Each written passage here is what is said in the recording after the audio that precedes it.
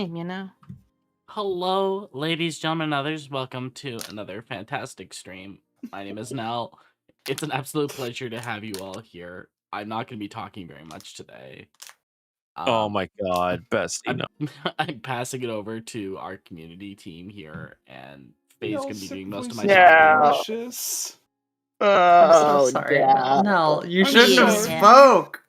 What, we were literally telling her before Mike's became live chat that's like, Nell, let us do the intro. Please rest your voice. This is the first time we've heard her all day. Oh my god, bestie, please. Why do you do this?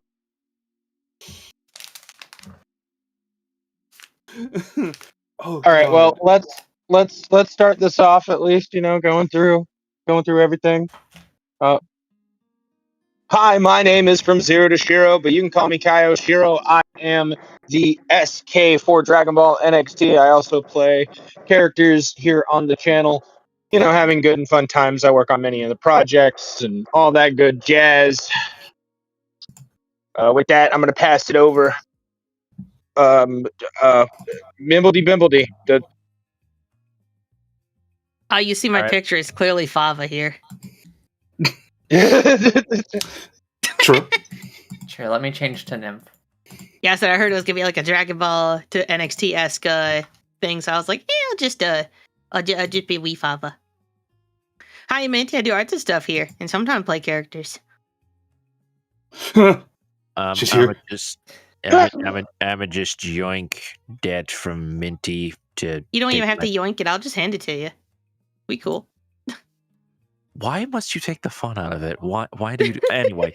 What's going on, everyone? It's your boy Coffee Ninja Ryu, your resident Coffee Ninja by day, actor, gamer, and streamer by night. And of course, you may know me better as Java from the NXT team, which I occasionally appear.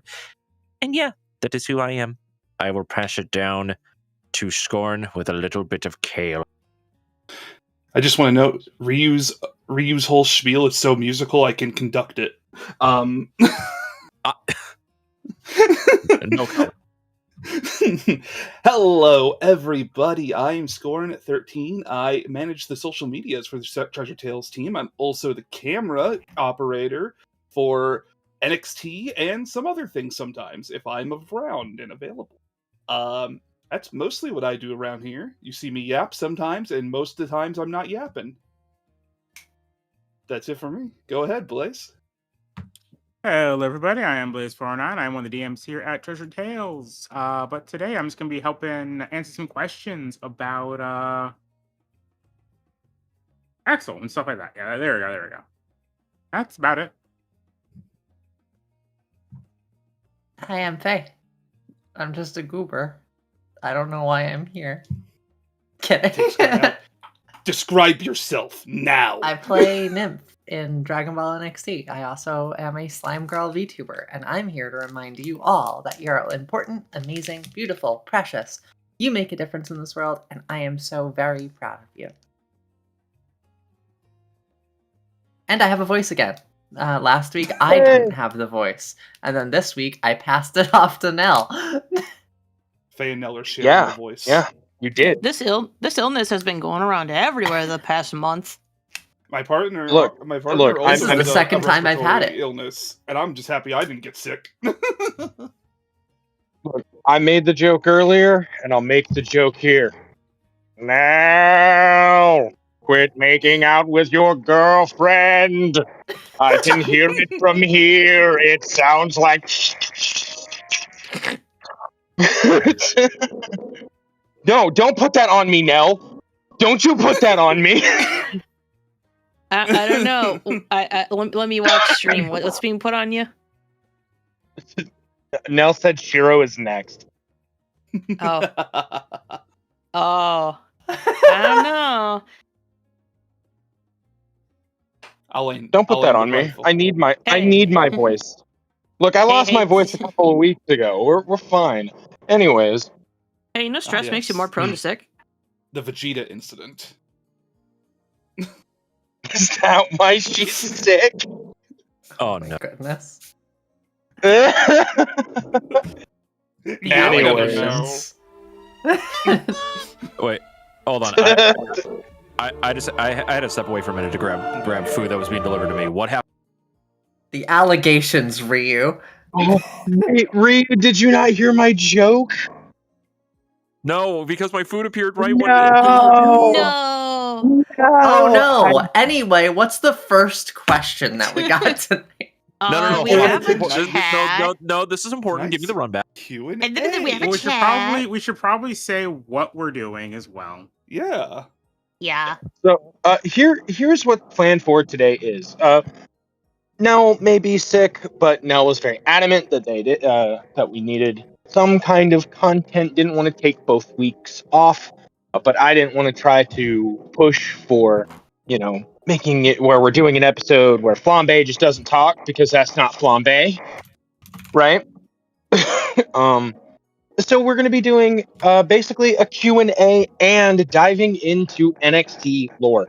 So today I will be talking about the history of NXT and stuff like that, and we'll be going over questions that you guys submit either in the chat or in the thread that we have on the Discord. I will preface this. If a question feels too spoilery, we can and probably will redact it. If you ask a too spoilery question, we'll give an answer that you won't know is real or not. Yeah, I will be Nell's voice for any questions regarding Flambe.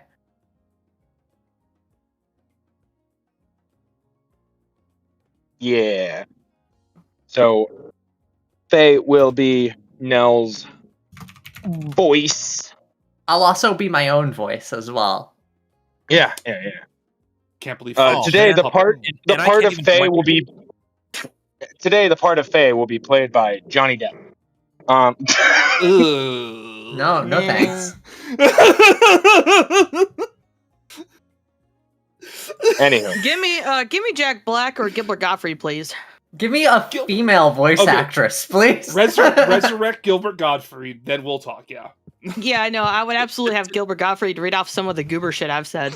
Today on the Treasure Tales Q&A session, the role of Hey Fei Fei will be played by Mila Jovovich. I don't know who that is, but thank you. She plays Alice in will the be played by Scarlett I don't know what Johansson. that is. Look, I She plays picked all the the first female name leads that in would be husbands movies. incredibly jarring and shocking to come out of, She'll be played by Kate Blanchett. So, anyways, joking aside,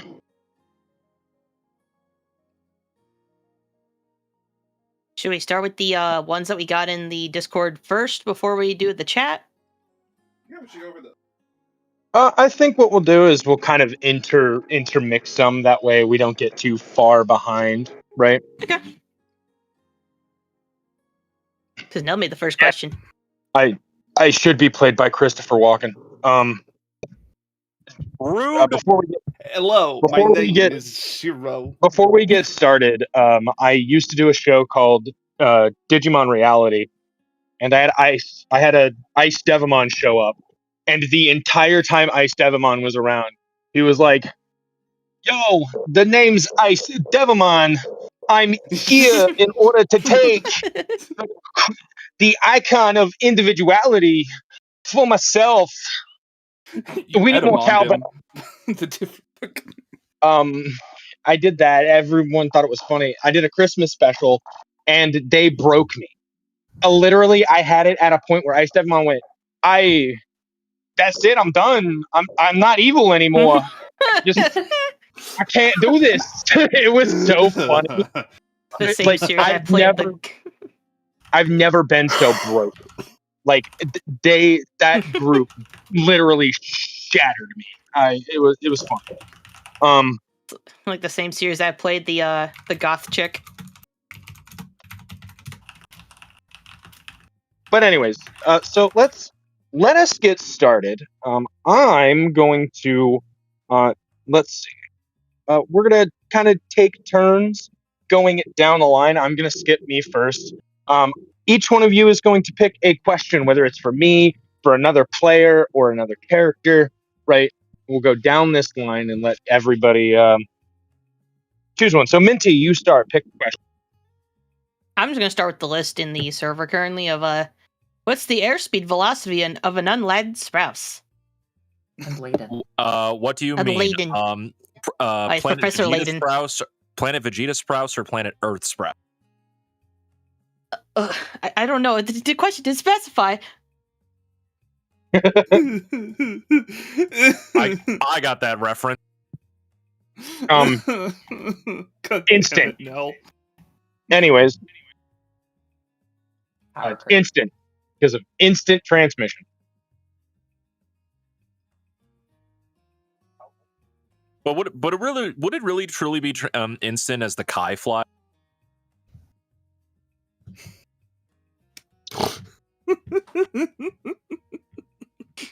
Ryu, pick your question. Also, isn't instantaneous transmission not technically instant? Unless it's Yeah, like that's the true instant transmission or whatever, the one that like the Kais do or the Angels do. Instantaneous. Yeah, that it's is different. That is kind of No, true because he still instant- needs a key signature.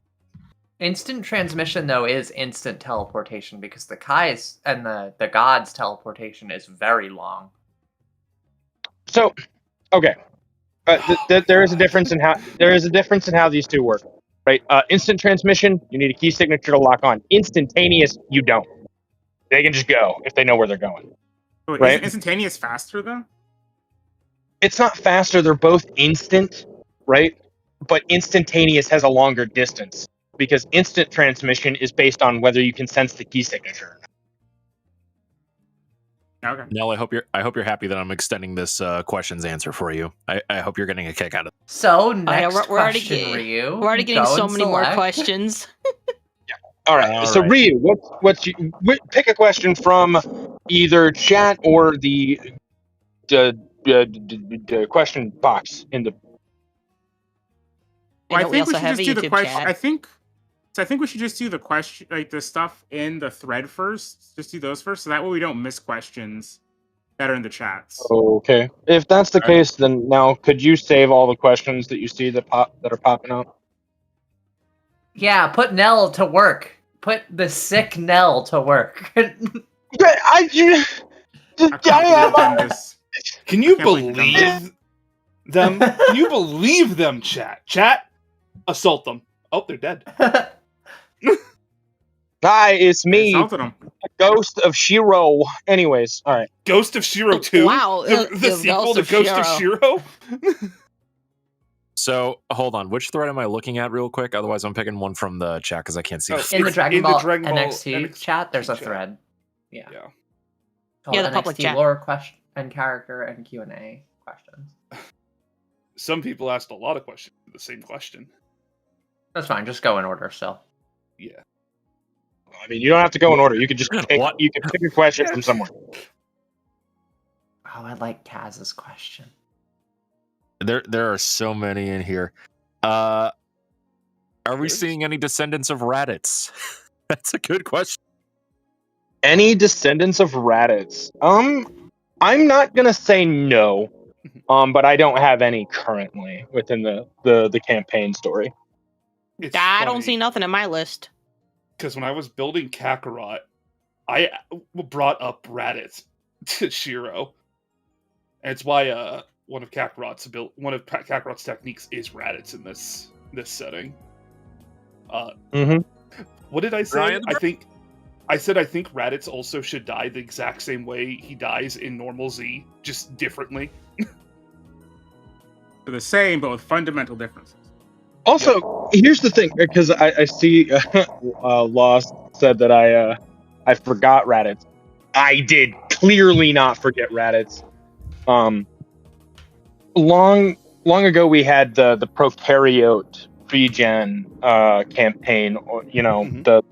the one shot, and one of the areas you could go to in it, because Faye asked me for neat places, is called Ranch, which is based on Dragon Ball R&R from Masako X.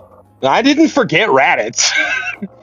In fact, I've stated a couple of times Raditz in this timeline didn't become a warrior; they became a farmer. I should rewrite that adventure now. I think we all Updated did. rules and True. stuff. We It should. took so much work. I I spent like remember. 2 weeks writing that. Damn It's it, not even that Kakarot, you good. blew up my marijuana patch. I mean, my carrot patch.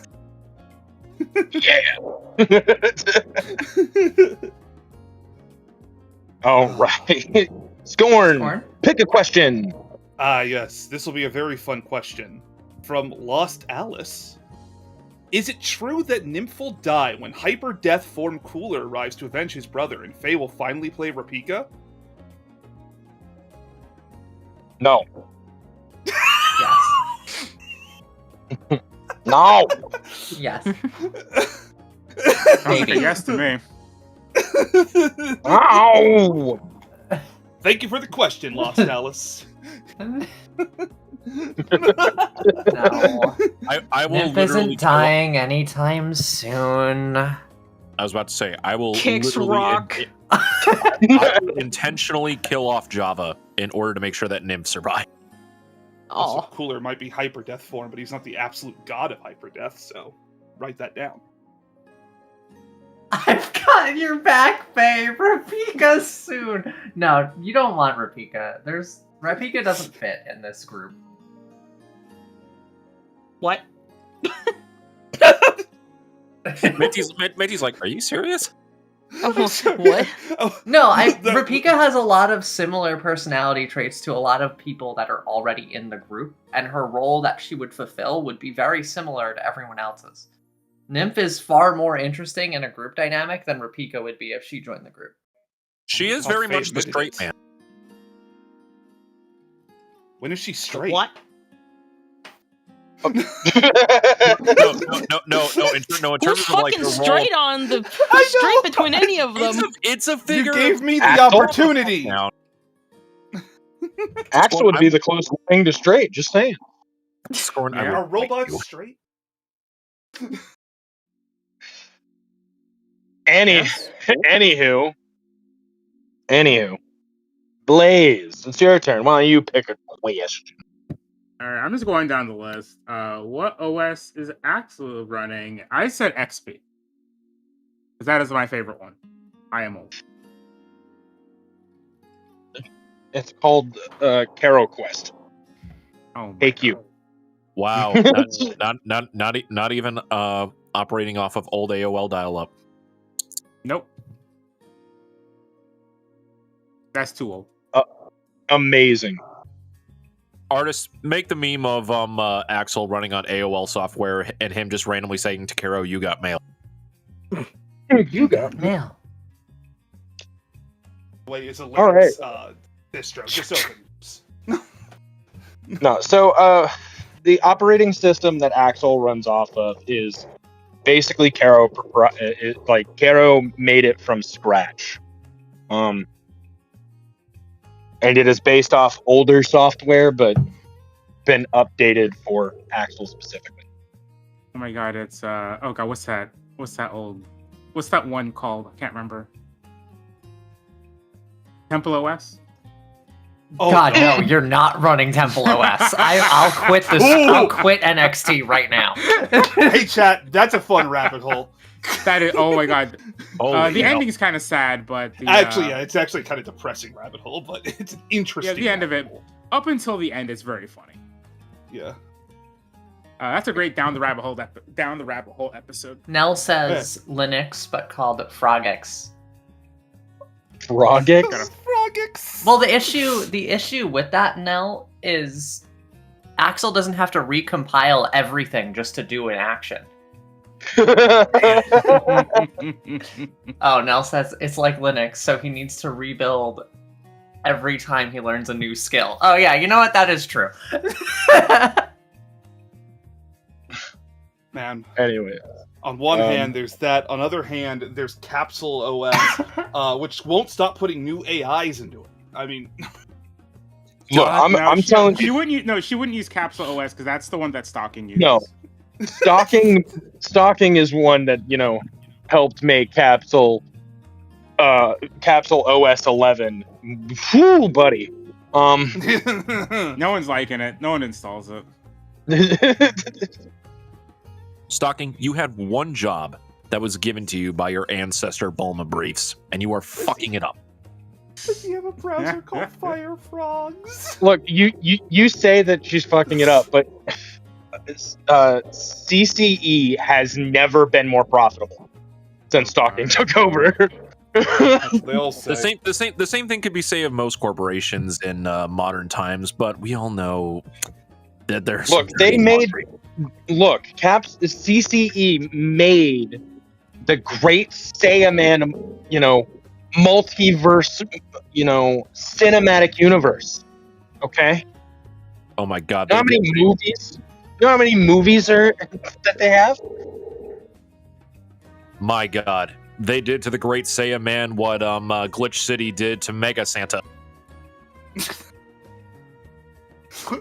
That's Anyways, Faye. I saw Go ahead. Kaz's question, and I'm gonna do that one. How do you come up with attack names and transformations that fit thematically with your characters to everyone? Who goes first? So because there's a similar question somebody else asked about my stuff as well, so I'll answer both right now. So there are two main types of attack names that Axel uses. If it is frog theme, Caro made it, which is all of his original techniques, like regular techniques, are all ones that Caro made. And the ones that he makes himself are all more analytical. So you've got Poison Dart Punch, which is, Caro made. You've got Bullfrog Blaster. You've got Caro Cannon. That's all stuff that was already stuff he had. And some Froggy Force Field. But Ionic Slash is one that he made himself. That is just, him charging up energy and slashing with it. That is the difference. And the reason why it went from frog themed to general animal, the reason why Wolfang Fist is called Wolfang Fist is that's just what the move is called. That's literally the only reason why. I feel like all of us carry on at least one famous attack from the original source material. So I don't. think so. I was gonna say You Faye don't? doesn't. I mean, you don't don't, know. but you do. You don't, but you do. Well, so, okay, Hey. you have your own version because you have Clock Up, which is technically from a in this universe legacy move. I don't have a show accurate move. No, you don't. True. I mean, you've got one. You've got one with the fucking serial numbers filed off. I feel.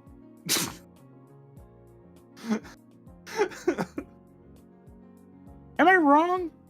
Faye, you're being called out. What's your response? It's not I don't called out. know. It's just I feel like Clock Up really is just Yeah. what's it called that Goku uses? Kaioken. Kaioken. It's just Kaioken with the serial numbers filed off, in my opinion.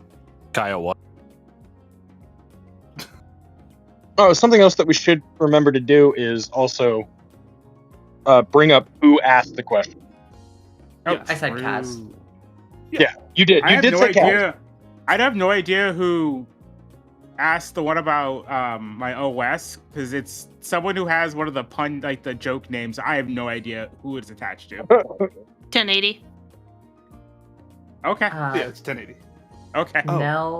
Nell said most of Flambe stuff is cooking themed, but not always. The cooking method or style is the basis of how the move works. For transformations, it's similar. They're tied to cooking and magic. My transformation is I just thought it was cool. The idea of absorbing ki is just cool. That's really what it was.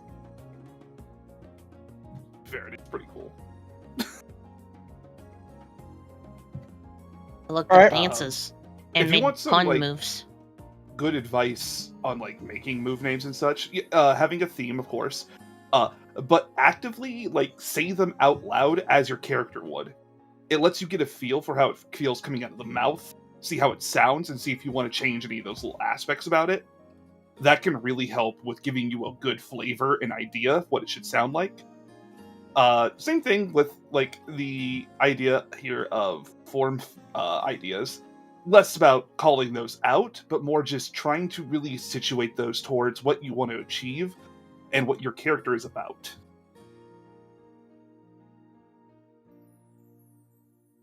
Nymph's moves are mostly literal. Kemet's does exactly what they do. Lethargic Minds do exactly that. Or her moves are defined on more of a phrase that she says when she would do it. Like there's whip you into shape, you bore me, grant my blessing or gain my blessing, that's mine. Her signatures do kind of have a slight DNA theme. Like her main big attack is Twin Helix Assault, which is DNA. And when she masters moves and makes them her own, I said Ionic Slash, but I misspoke. She calls it something different when she masters it, and I don't know if I should say it now or if I should wait. No spoil. Take away.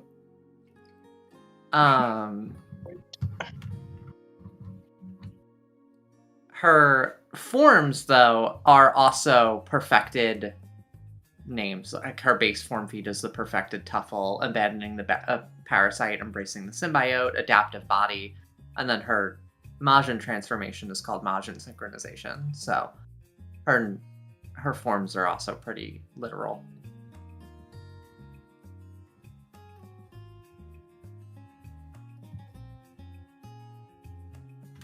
Bimbledy.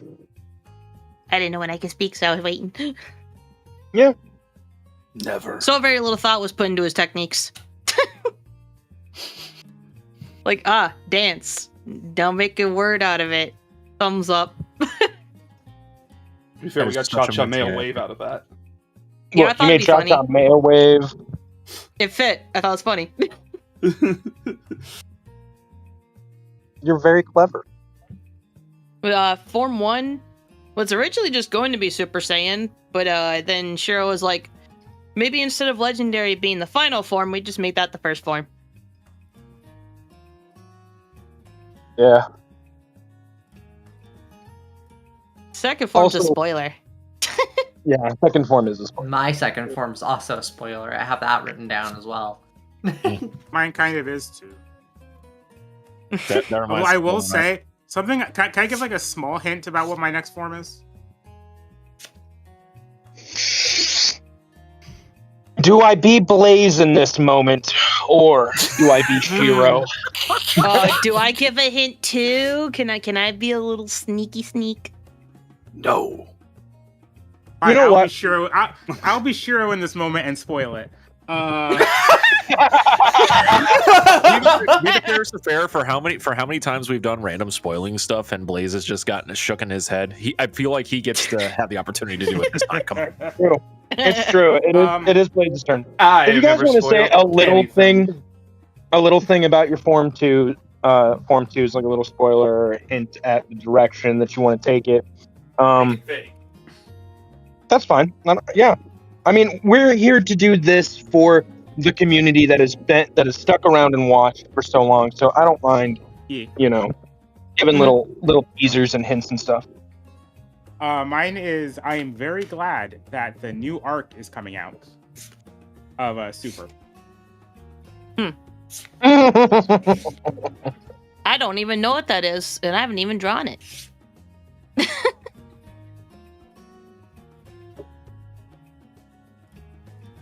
Nell says chapter 759, period. That's all she'll say. I get it. Nice. I don't. Anyways. Man, I've got an idea. What? I do. Minty. Brand new form. Positive emotion. Thumbs up. Fafa doesn't have those. What are you The art's talking been about? done for a long time. Oh, also, hey. I've seen that art for so long. It's so funny. Hey, do What It's you would pretty. want they say that would make it interesting? Chat, you won't believe it. Nymph becomes goo. Never saw it coming. Well, you never see it coming. More for less is what I'll say. Connor Oh, says that's to good. let us know. That is good. Connor says let him know when we're done talking about Form 2 spoiler talk. I mean, they're not really They're- spoilers. They're hints. Yeah. Yeah. Yeah, we're not actually saying what they are. So you don't have to worry about it. Yeah. It's more like What? saying nudge, nudge, wink, wink. Mm-hmm. Mm-hmm. Coy. All right. Let's see. I think we answered those two questions, right? Yeah, for the most. All right, Nell. Why don't you go ahead and pick one? And relay it to one of us so we can say it for you. Relay it to Faye. Nell said she would skip asking, I believe, but I'm sure we could just go in order for the next one. Yeah. Oh, she's typing now, though. She First said, question first question here. here. That's not flying.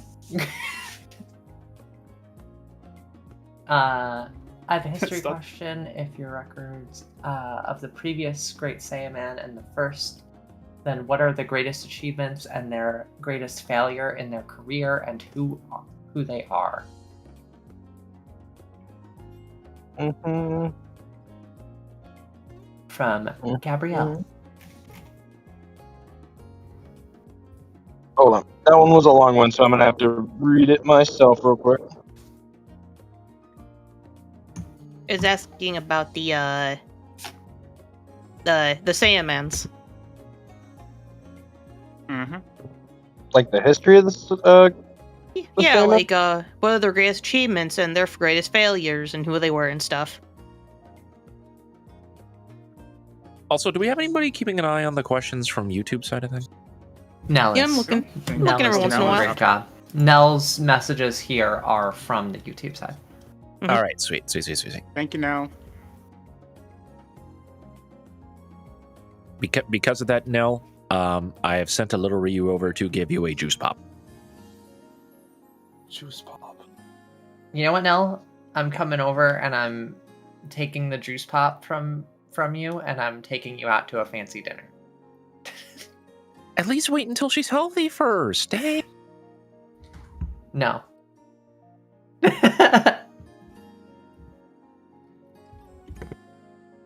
I wanted to read the question so I could understand it like actually better, and I can't find the question that you guys are talking about. It's in YouTube. It's in on air.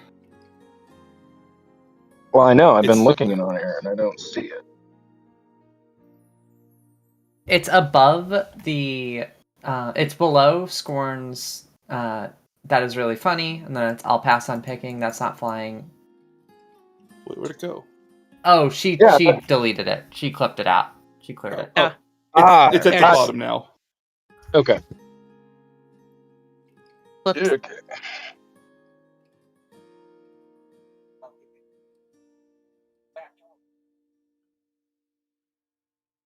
It was also All right. Gabriele Gavetta who sent that question. Or Go Gavetta.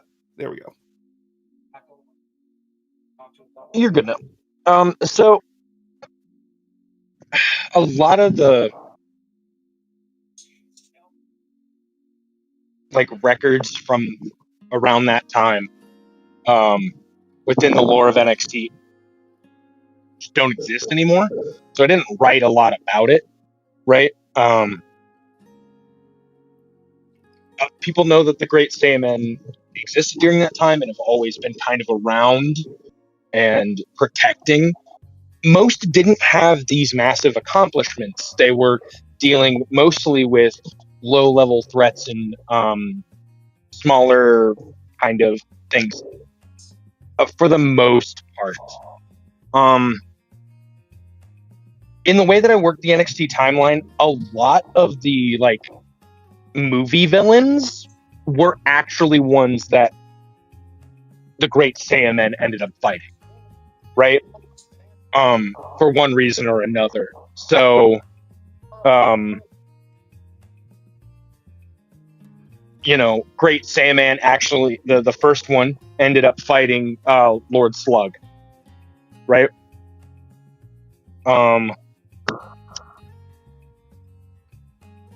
some of the later ones fought against Harudagarn and things like that. So these events kind of exist. They're more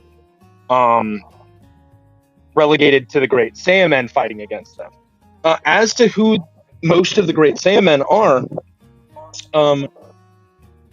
up until about the third Great Saiyaman, within the NXT timeline, they mostly are all under the umbrella of the, well, what you all know as the Sun family, right? So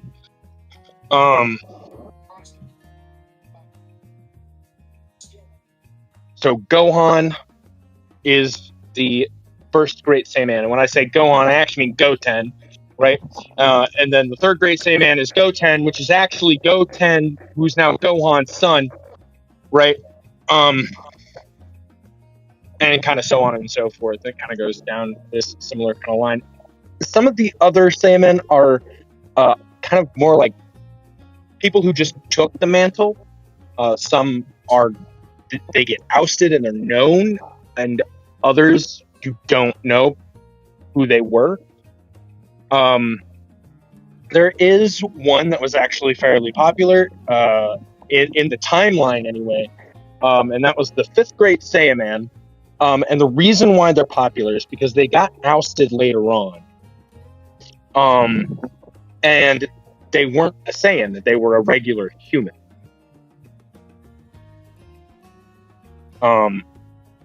But they were still pulling off very similar feats as using a lot of Capsule Corp technology and utilizing that Capsule Corp technology for themselves in a superhero way.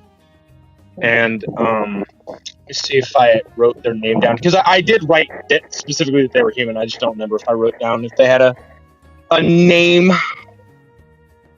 Yeah, their name was Hugh Manford.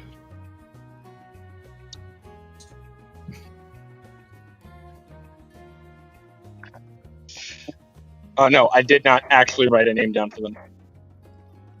Yet. I didn't write a name down for them yet. There's a lot of lore within NXT that is more abstract, because it's like, it's things that are in this area where it won't really come up in campaign a lot, but if a question is asked about it, I have a few notes on it, if that makes any sense. So from there, in the session, I can then come up with something that fits with it, is more or less what it is. But none of them have these... they're heroes to the people, and they're heroes on Earth, but none of them have these really big or massive, huge kind of like,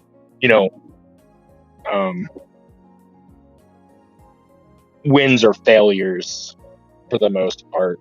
Not that I wrote down. I'm sure that, if I were to write it down, that they would, I guess, if that makes any sense. Because they're heroes. They're superheroes. But in the terms of writing it for NXT, the big crux was to getting it to Fava being Saiyaman Cross. Makes sense. And if you want to know more about the Saiyaman, you're going to have to ask Forte. I don't think you'll have an issue with that. I love the fact that you made Forte a Toku nerd. It makes me so happy. It's so fitting. I can't wait for Forte to come in as the secondary Great Saiyaman. It's a common trope within the Saiyaman movie. I get a sidekick? No. Not a sidekick, a secondary. A secondary. Don't take Then this from me. why haven't Hold you on. asked me to make him the token yet? Look, Don't take this from me. yours I is based told on. you I wanted this. Look, yours is based on technology, but Forte's will have to be based on magic. It's how it works. It's how it works, guys. You haven't asked me to make a token yet. Do what for me? So, wait, hold on. Shiro, does that mean that Java is more of the anti-hero then? That is on again, off? Yeah, you're more of the tertiary. Actually, you're the mentor from an older season. Yeah. There you go. I can't believe this is being taken from me in real time. Oh my god, I'm literally Sukasa. What? Anyways, No, Faye, Okay. you're like the evil character who will eventually become a writer, but for now you're just The evil. I'm very upset. all right, it's my turn to pick a question, right? I literally bought the microband before everyone here. And then you gave it to Sprouse. I know, and I Anyway. was gonna take it from Sprouse and shyly put it on, but then you had to leave the fucking planet. I was gonna take it from the steal. I gave it to him so I could from take the it from him. decrepit old man. All right.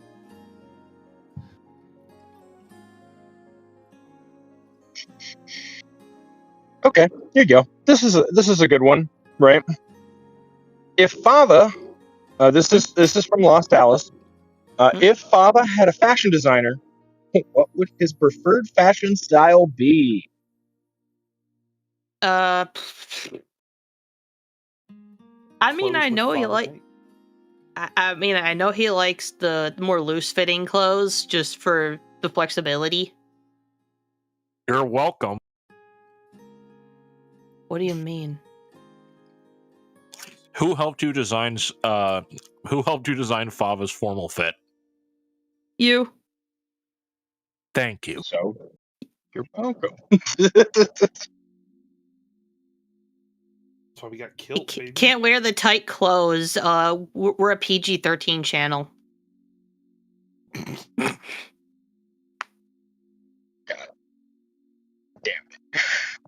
Tommy, damn it.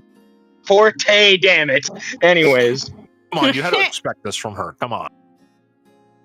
Does that Sure. mean Fava's rising up God? Kind of. And it's working. And Yeah, it's I know working. Yeah, Former the question. god. Former god. Yeah. My god, it's like Still- Bardock Jr. accidentally rising up Kami from another timeline. Oh, I misunderstood the question. It's See, asking I knew. if Yeah. Fava was a fashion designer. Oh, you know, I remember reading the question. That's why I kind of answered it like that. Gotcha. Like more casual, loose-fitting clothes and stuff. Comfortable.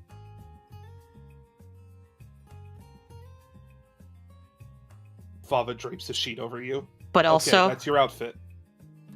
I also don't think he could resist having an entire line of doggy clothes. Why not?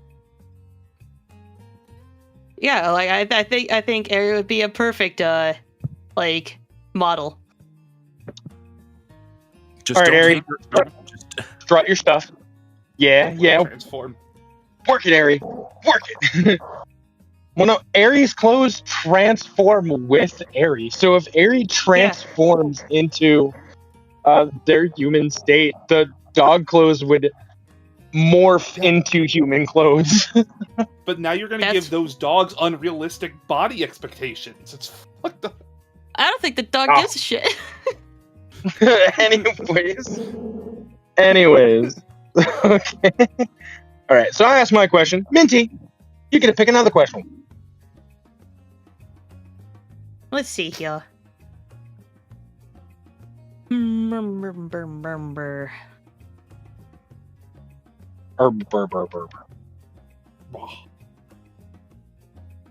You know what? I'm gonna botch this name real hard.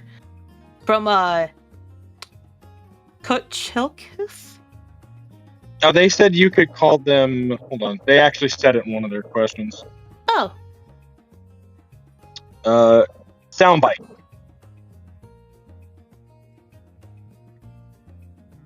okay. Don't bother saying the username. I'll say Kith. It- Now Kith. I'm assuming it's something Celtic related. Okay. I read one something that Axel / Blaze can answer is will we see Axel's predecessors or are there any still active? Blaze can't answer that question. Shira? Blaze can't. I can. And the answer is yes. let's- And you've already seen a few. That's news to me. It shouldn't be. Wait, what's news to you? What's the surprise? That's some of the androids we've are seen. like, yeah, are like my predecessors and stuff. Oh, Darren literally has your face marking on his bicep. Yeah. Well, just because we look moderately similar, you assume we're related? Is that what it is? They have a design signature on them. Damn, you know what? Me and my brother Wow, might I not didn't- actually be related. You know.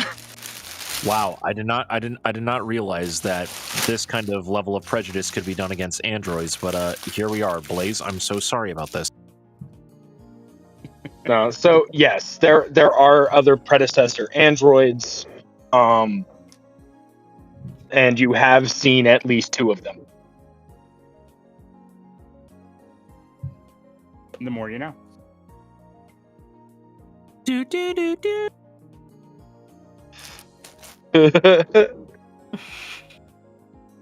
All right, Ryu. Which question burns in your fiery soul? What calls to you? Reveal your secrets to me. All right, I will bequeath to you a random question secret that has been given to us by the community Sky Voice. This one comes from Lost Alice. If Next was a band, who would play what instrument, or who would be the vocalist, and also what genre? We interrupt Dragon Ball NXT to bring you K-On! NXT. Health check. Also, thank you for the health check. Ooh, I should probably go grab a drink. I am currently drinkless. I should too. No, drink your water. She's also grabbing a hoodie right now because she's feeling a bit chilly. The vocalist should definitely be Flambe. She's always Since they singing every week. Chala. Yeah, Chala had Chala.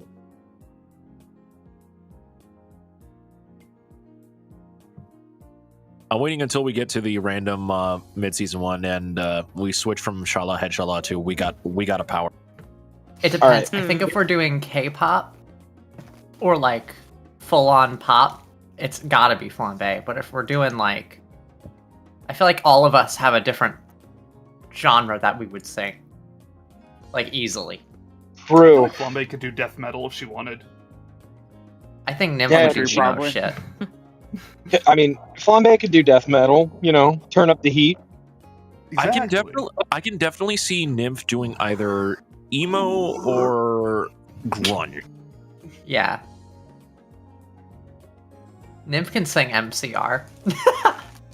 Oh, that's... Axel would be classical. Oh, Why Frank classic? Sinatra. Like, that would Oh, actually... yeah. No, okay, yeah, Yeah. fair enough. Mhm. Yeah, It's just no, fair Axel Nim sitting there secretly going, loves "Fly singing me girly to the pop. moon." It says Nell. What'd Nell say? Nell says Nymph secretly loves singing girly pop. I can see it. I Nymph can just singing 1000% girls see just it. want to have fun. Now I need to Damn. hear Faye sing. I actually sing MCR pretty often on my streams, just like in passing, and then stop immediately when I notice I'm on stream. Nymph What? sings to What all the would But you sing plushies. so good. What would Fava? She sings to Fava all the speak? plushies. Oh my. I have no clue. Fava doesn't listen to music. No. I'm sure he does. He had plenty of people to ignore in high school. Please, Oh, please let it be musicals. Please let it be music. Oh, I'm sure. You I'm know sure what? There's a mix That of musical in there. honestly, that makes sense with the dancing and the like performative that Fava has. That makes sense. That's funny. But if I they wanted were- to record Nymph singing a musical song, which was very funny. oh my god. There's a part of me that I really want to do a song from The Greatest Showman, but have it be Roma and Sprouse, right? Oh my god. What? Oh man, I can't remember the song. It's the one where Barnaby's trying to make the deal with or Barnaby. Hold on, Shiro. I got you. I'm bringing up the soundtrack listing right now. Awesome. No, because it would just be it's just fun and stupid. Like after, like it's just like I'm making a new team. I need you with me. I'm happy where I am, and just it'd be funny for those two. I do know that I also, and I've talked to Ryu about wanting to do this, of having doing Sprouse and Roma singing a One Piece opening.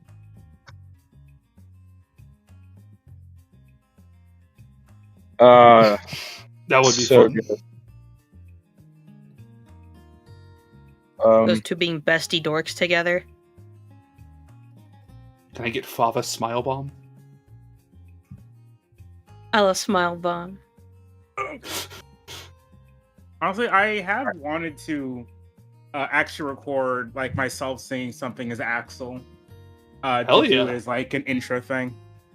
But I can't sing and do a country accent at the same time. I feel physically incapable of doing that.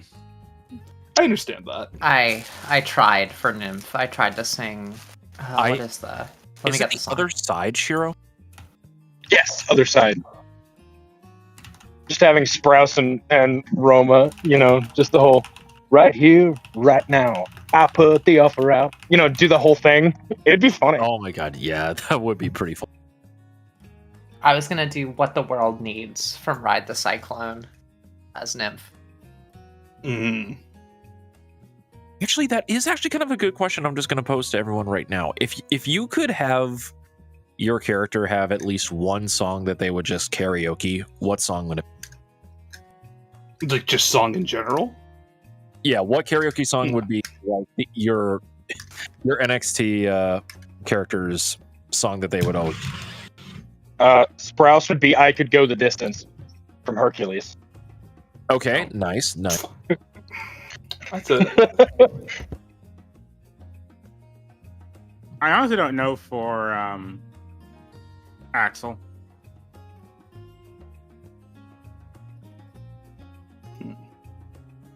Big Iron. Not a clue. For Axel. Nell says, Big Iron on his hip. Nell says Flambe would do Danger Zone. Highway to the danger zone. That's good. Oh man, now we're getting copywritten. Shit, sorry. Yeah, I have absolutely no idea. Favis would be what? the moment from the Jekyll and Hyde musical. I have no idea what that is. I would do was gonna say Mama. Copycat from Gumi. Ooh, that's a good. From Gummy. No, I got one. I got one for Fava. Fava would just sing Visions from Kamen Rider sets. Damn, topical. My ass was gonna joke Mama from MCR just because of recent events. Iron Man for Axel. Okay, pretty good. Yeah, that's pretty good.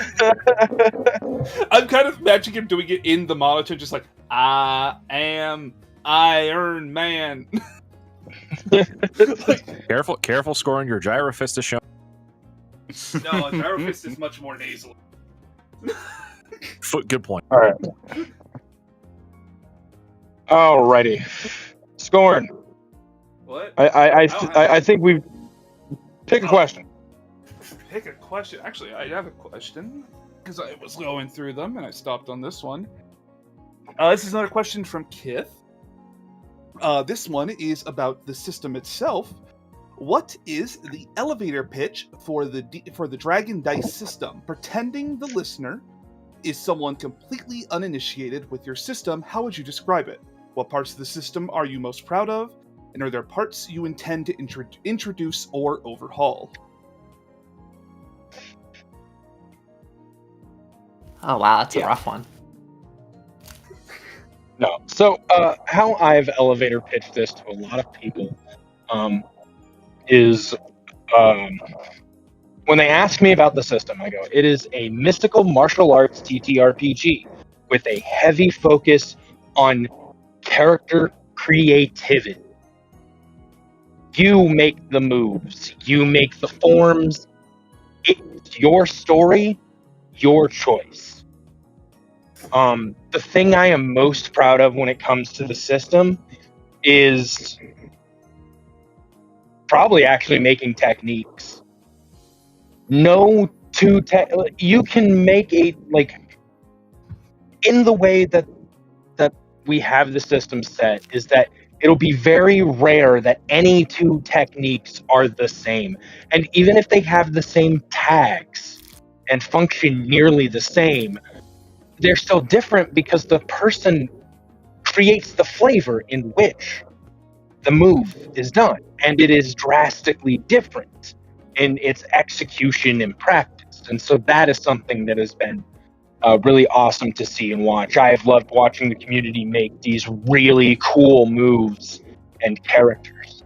So that's kind of my elevator pitch for it, which is creativity first.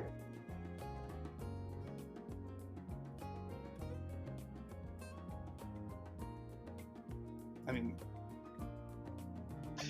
Yeah, there's I a would lot of agree. parts. Does that sound like a decent elevator pitch? I don't know. I'm just winging it here, I guess. Yeah, I would just add in, like, there's a heavily basis on the ideas of, like, Dragon Ball, where a lot of it is obviously in. Yeah. That's about it. There's a lot of things I'm proud about the system. I mean, recently there's a lot of things I've had. I gave to Shiro and Nell, not Nell and Faye. I was looking at Nell and thinking about. I'm bad at names. It's okay. It's hard to not think about Nell. I think about Nell all the time. True. Yeah, there's a lot of things I'm proud about in the system that I've got in there, like my death and dying rules. My cooking system was very fun to make. Yeah, they're awesome. I like them. I feel like I didn't add much to this book. Girl. No. What? I mean, like, I played around with a lot of your ideas. I feel like I didn't add anything original to this book. I guess I added the climax tokens. That was because of me. You made the climax system. You also made the mystic actions for NPCs. Yeah.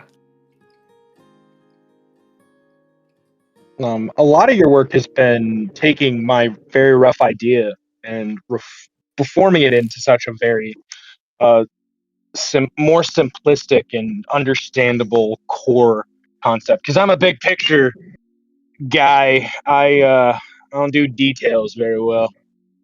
I say that, and then I wrote the entire world of NXT, but that's not the point. That's two very different things, right? World building and TTRPG building, very different set of skills.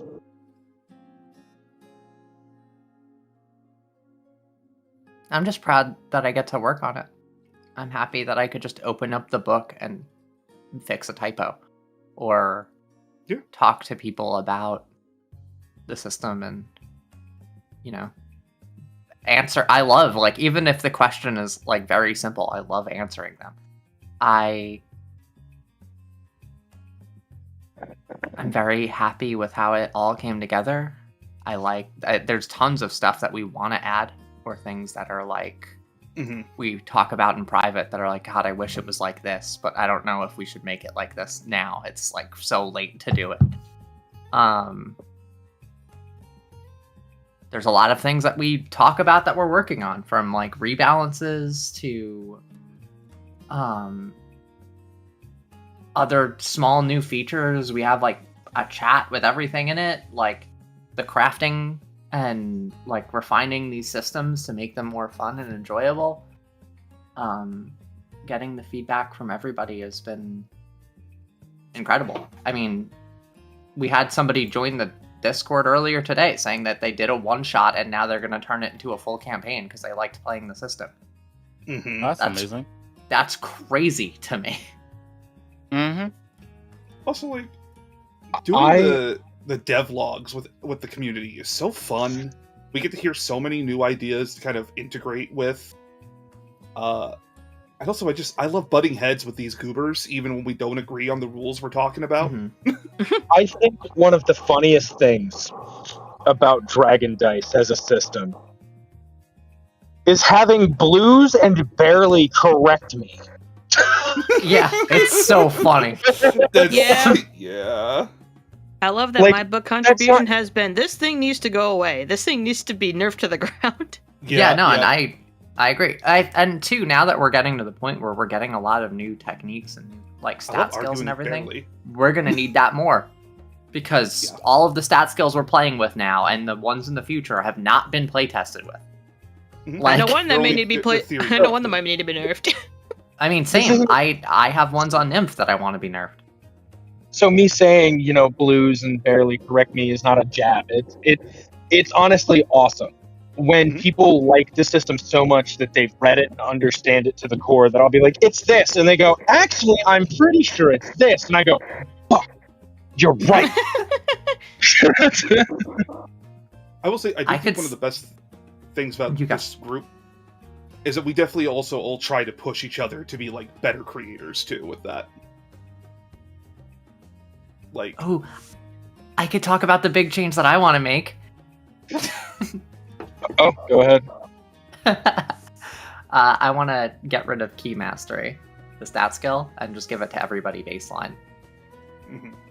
And I want to make it so any tag can be selected as Key Mastery, and it gets a discount the first time you put on. So it doesn't matter if it costs 10 anymore. It could get reduced, and it could still be your Key Mastery. And then have more things in the system interact with what your Key Mastery is. Because everybody takes it anyway. It's like... I don't. It's like the... Well, I know you don't, but like 95+% of people pick this. Like, a lot of people put a point in key just for Key Mastery. If it's that predominant... If we do Key Mastery that way, I would move it into a level up ability. Yeah, I think that's the idea. think you should start with it.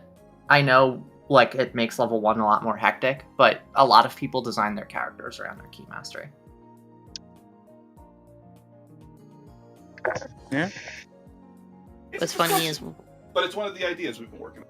Yeah, it is one of them. And it makes everybody feel a little bit more special, too. It's like, yeah. I mean, and I feel like that's how it works in the fighting games, too. Everybody's, like, heavy key attacks are completely different because it's their mastery. It's always fun to note the fighting games. That's why melee attacks give you key. It's true. No. That's what... Oh, yeah, I did that. I added that. Yeah, exactly. No, don't you apologize for coughing. You're sick. No apologies needed. Get better. We love you. You are perfect, Nell. No worries. So there is a... Perfect. Anyway. No, they're correct. Nell is perfect. I know, but the word was said. Anyway. I know. Why has it become your trigger word? What happened? What happened? Well, Nymph happened. Well, I am the other Nymph. Yeah, you're the better Nymph. You're right. Oh my god! Damn! Way to glaze your other self. Sorry. I wasn't gonna say it, but Damn! Whoa! Damn! I'm bringing Abomination back next arc. Go ahead. No. I'm sorry, Minty's Axel's gonna hear it and be like, Axel's gonna hear it and just go, I've missed this. Felt wrong when you really were saying my like name. we're a family again. Feels like home. Be like, oh. It feels like the universe has re-landed itself. But yeah, so to kind of taper off on this part of the conversation, move on to other questions because we do have a lot to go through, and then we still need to do the NXT lore bit for the stream, right? All right. I love this system. I love it. It's the core of it. The creativity that I've been able to see from people, from all of you, as players, Hopefully we can get to a stable, beta of Dragon Dice in the future where we're not fucking changing how the game works every other update. It hasn't been that bad Sometimes. lately. It feels like I have to rebuild my character after every update. I don't think that's true. I think just one thing gets changed that you heavily rely on, and then you rebuild your character. I said, so I have to rebuild my character after Right. every update. But that's like yes. single thing gets So, yeah. changed, and it's like a minor thing, and then you've decided it's bad now. Oh my god. Minor thing. The thing my entire build is built for. Yeah, it doesn't work that way anymore. And next, apparently we have the, we are told we have the ads going on, so you know what? Keep crashing out. If We you gotta get want the to hear rats the first. crash out, make sure you subscribe to Nell Celestine. No, I have. I mean, I think it is funny. We all have our quote unquote controversial opinion on something that should change in the system for sure. I'm not Not wrong. saying That's what mine are. Does anyone I'm not remember the saying what movement mine tag? are. That was me. Blaze wants Mine- 1.0 again. Blaze. This is a lie. This is slander. Blaze wants Hey, chat. the original. Blaze wants Infusion back. Oh god. Oh my- Okay, of all the things that I do want back, that is definitely not one of them. I was gonna say I remember Blaze agreeing that this wasn't okay. Yeah, like, because whatever you can use against the enemy, they can use against you. Chat. I mean, I wasn't just that. Nymph had fucking I cost don't- life infusion. I At don't one think point. I want infusion used against me. I'm gonna be real. My hot take is that I hate the way you train stats. I think it's too fucking. I hate it. I hate it so much. My hot take is that the numbers are too fucking high, and I hate adding plus 15 to random things. I want like plus 2. There's a reason. There's a I reason know. for it. I know what the reason is. I'm just telling you. We all have our own hot takes. I'm just letting you know. You don't want to be like this. This is I'm not going to How we doing on change it? it. This is awful in every way. If I could kill it, I would. But I legally can't. But I've I considered will. it. No. Thank God. Anyways, like there are things like, obviously something that's big about making this system is that, at its core, it's a group of people trying to make the system. We're always going to butt heads on certain things, and so it's finding that middle ground to really, to make it something that we're all decently happy with, you know. And I've enjoyed every moment working on the system. Oh, shit! Here we go again. No, what I was saying earlier, I legit mean what I feel like we push each other to be better creators on, like, as we design things on it, especially. We give each other new ideas, new perspectives, new just ways of looking at things. And it's fun.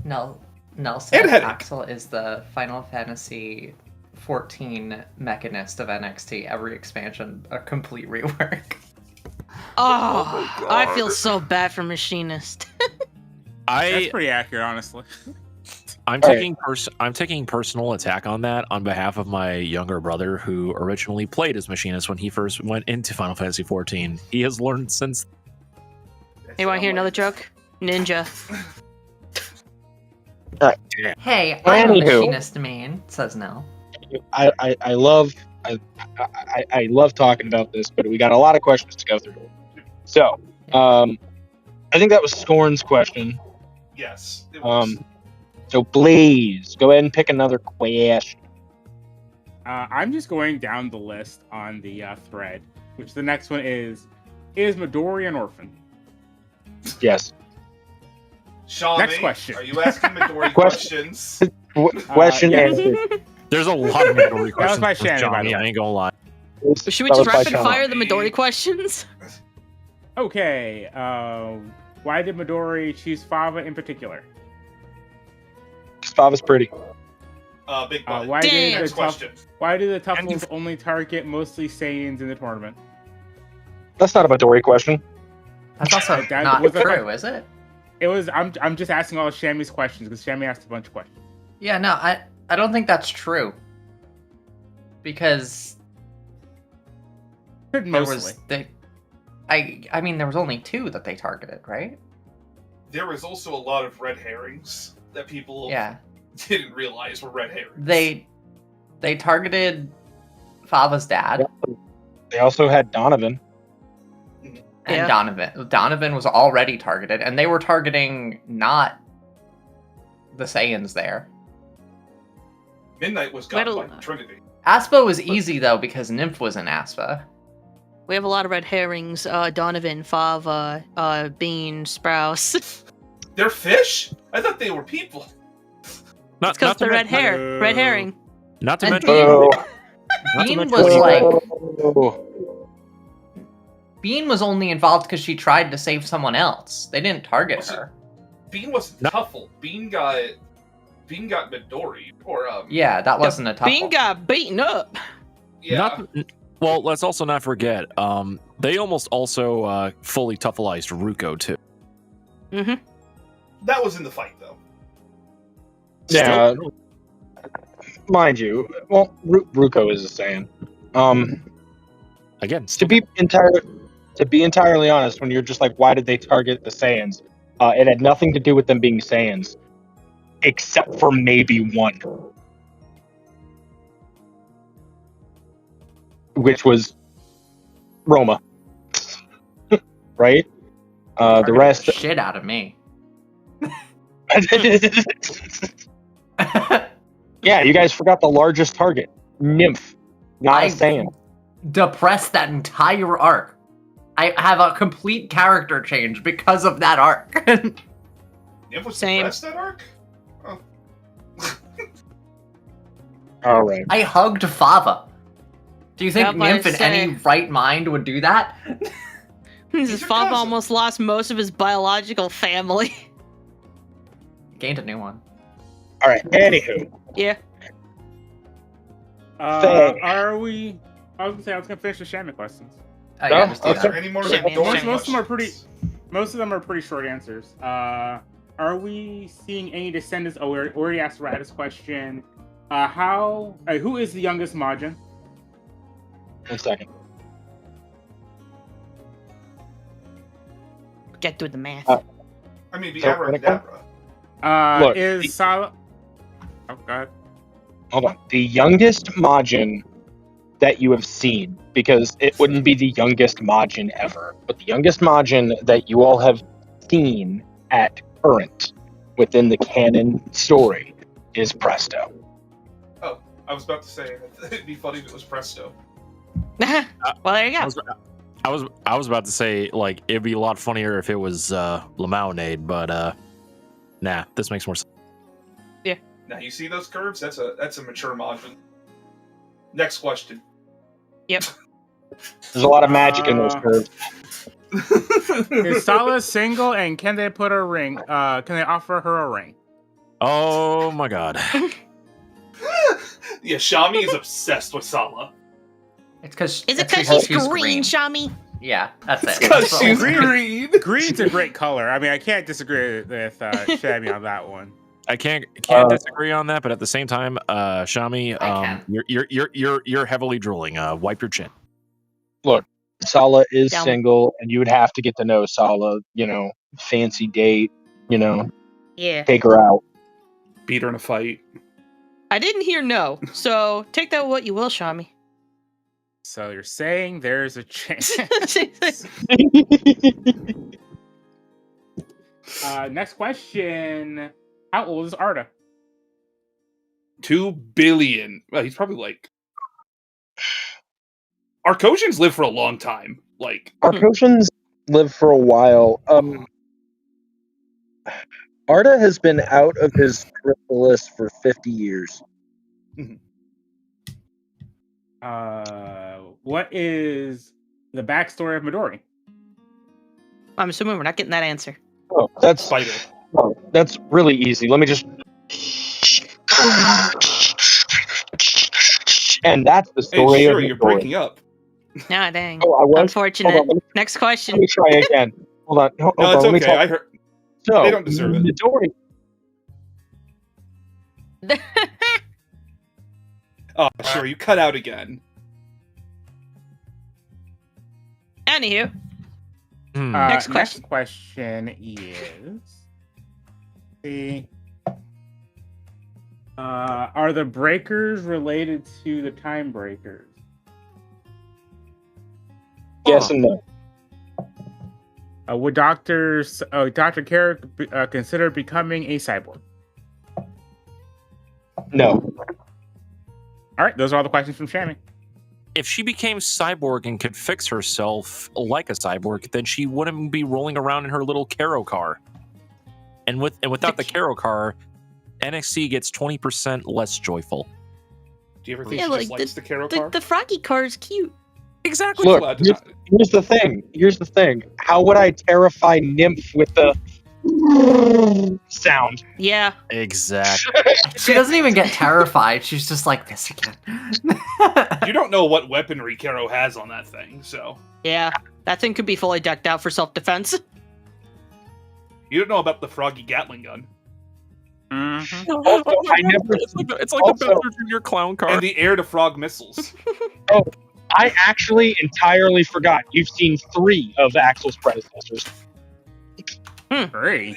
Wait, are you implying the chair? Yeah. Your big brother? The chair. You broke score with that Okay. one.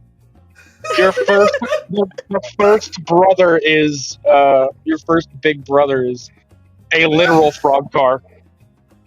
Okay.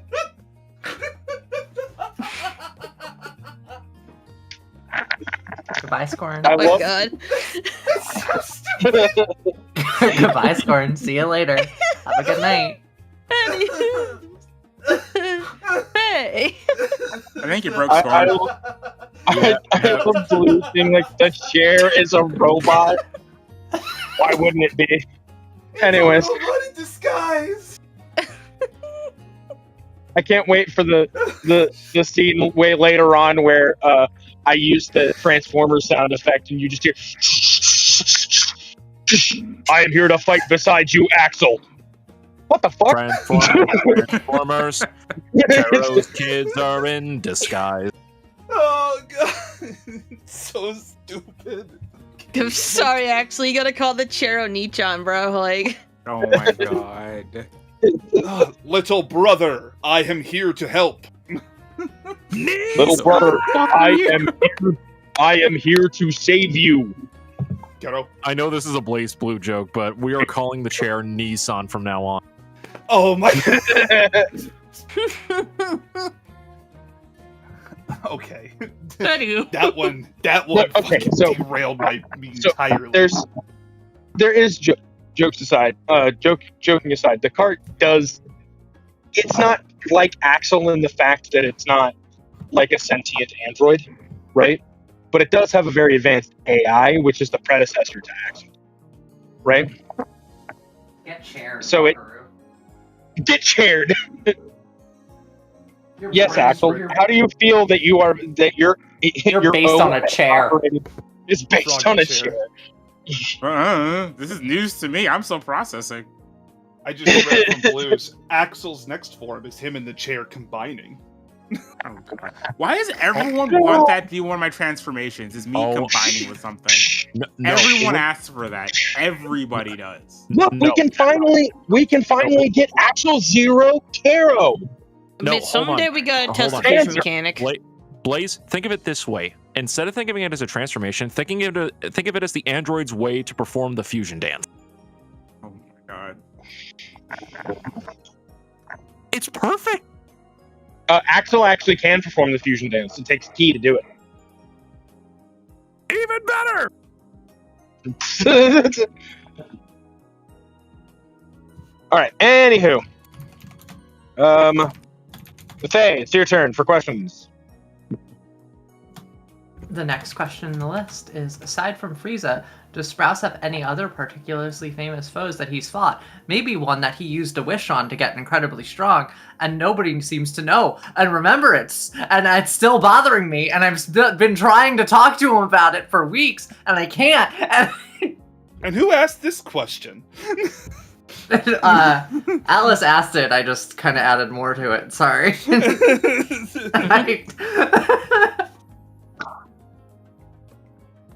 So canonically,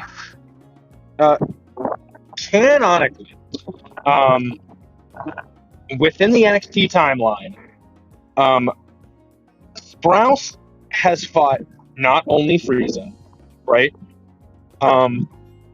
Within his time as the hero, has defeated Gas and Moro.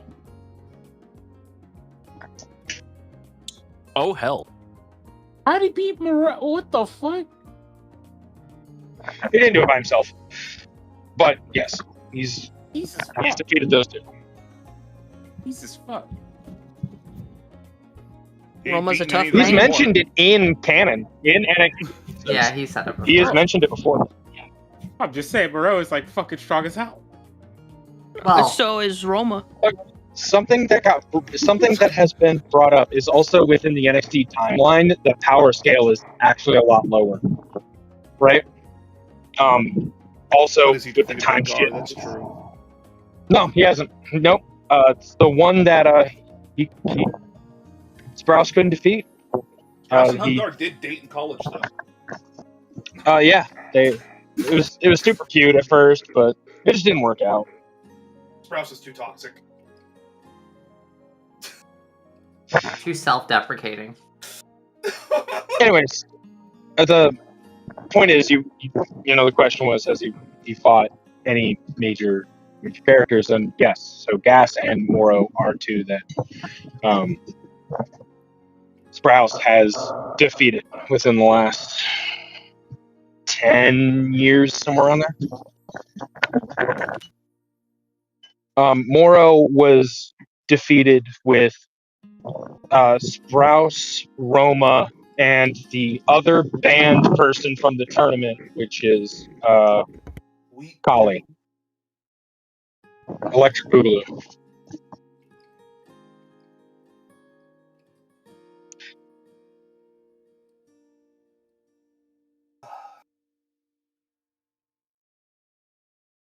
Alrighty. I'm going to skip picking questions. No, you can pick a question if you want, or you can skip, and we'll just go around the roster. Because a lot of these next questions are questions for me specifically. Next questions? Ha Yeah, I hope they would be for NXT. Mm-hmm. So who picked next then?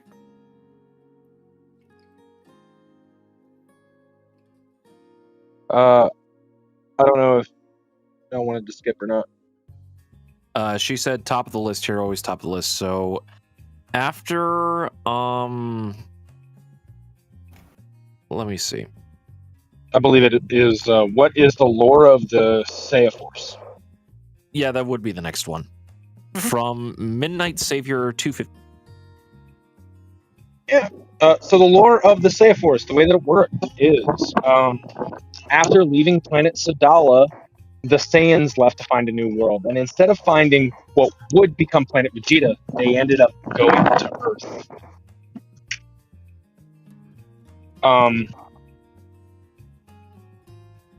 From there, they had a weaker position. While they are physically stronger than humans, the humans outnumbered them at the time.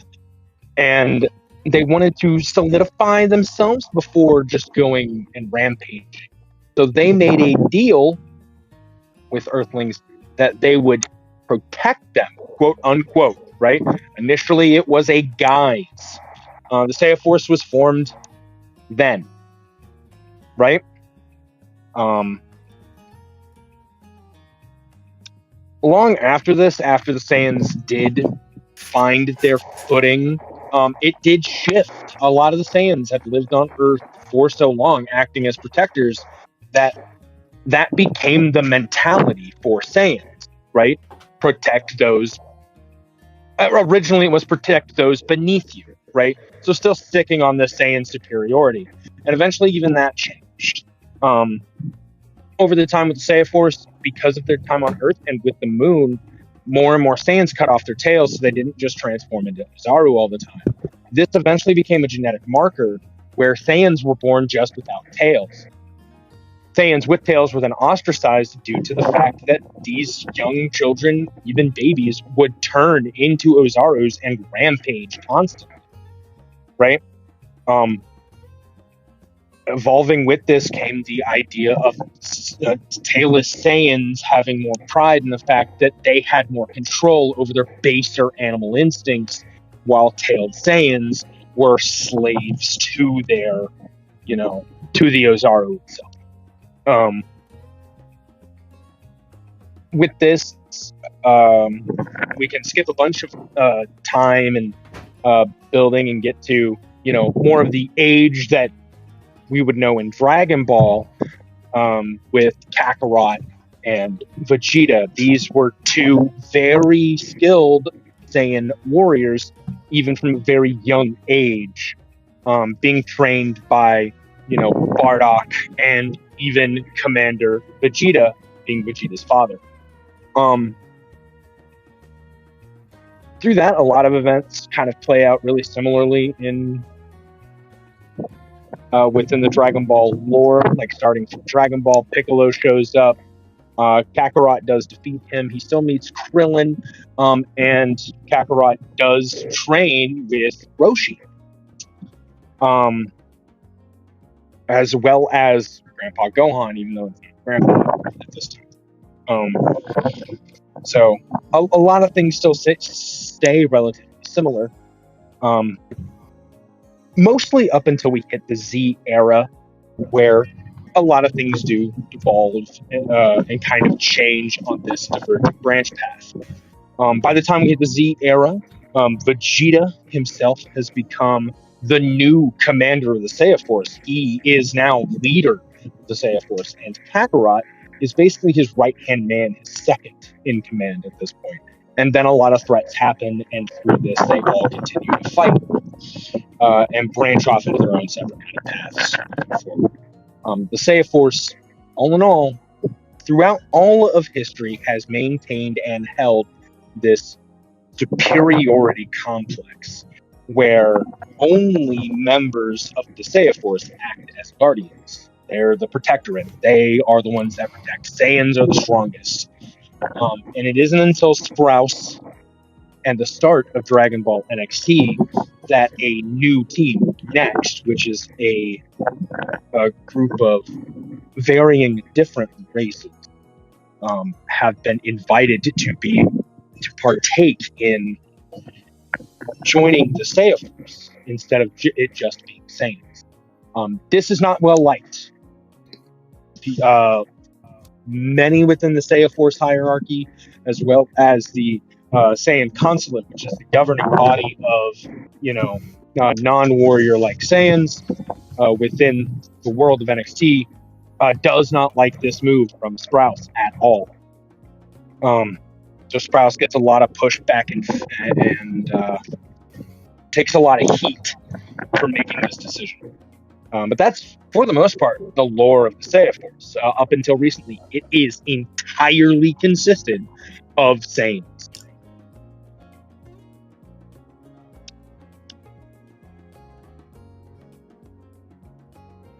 I hope that answers the question.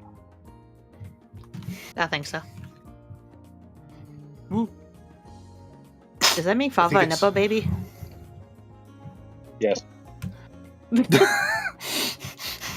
My apologies, no.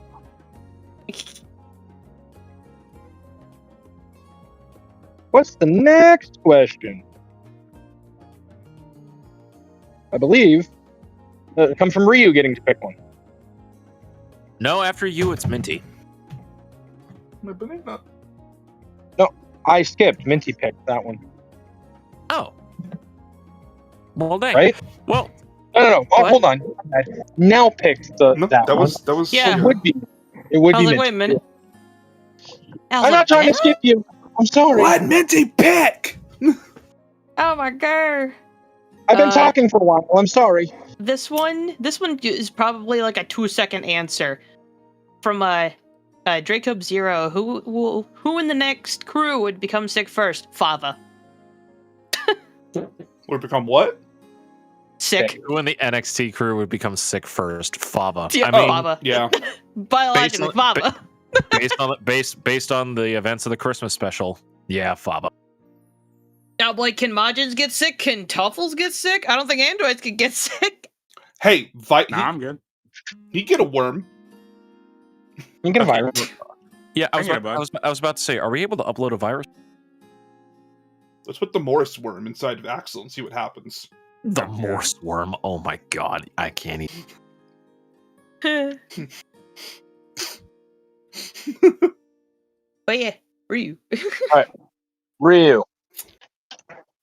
Alrighty. Okay, I like this one too, because this is coming from some of the ones from the chat. Who in the NXT crew is the most holy soul? I had no idea what that meant, so I didn't pick it. I was like, what does this mean? The only one with a virtue. Flambe.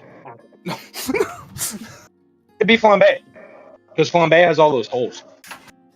Wait, that sounds very wrong.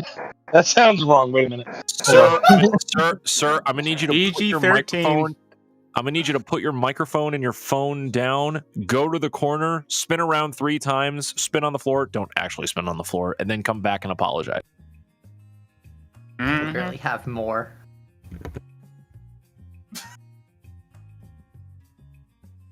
Count all And these we're pieces moving on as now. Actually characters' doing it. atoms. And we're moving on now. what's Goran, next go one? ahead. Oh god, I need to get back up there. I'm on my bed. Oh, fuck me. Let's see here. What's a good question? What are good questions? What is a question? But a miserable pile of words. A miserable pile of words, but enough talk. Let's see.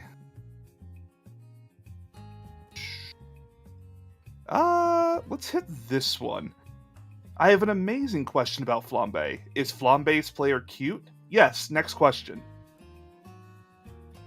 Yeah, no, that's good. Next question. Yeah, no, that we're speaking facts. True. Nell says yes too in her DM. She says, "Yeah, I am Good to very know. cute." Very much so. Very much so. We can all believe. Yeah. On Proud a of you, less Nell, for serious- admitting that. On a less serious question, has a player or players ever surprised you? If so, what was it, and how did it almost derail everything, Shiro? Nell is trying her best to give me the death glare on stream.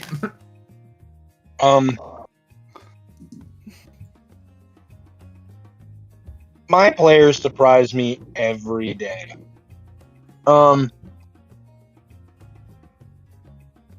They make choices I never could account for. They talk to NPCs that didn't exist until they talked to them. Like Rika.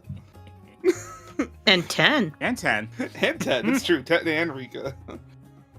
And Brick. Yeah. Oh, Really? I think Brick's the big. Yeah. Brick wasn't meant to be a faced NPC. It's so funny with how ubiquitous Brick is. Like, Didn't I suggest Brick by accident? I don't I feel like remember. I did.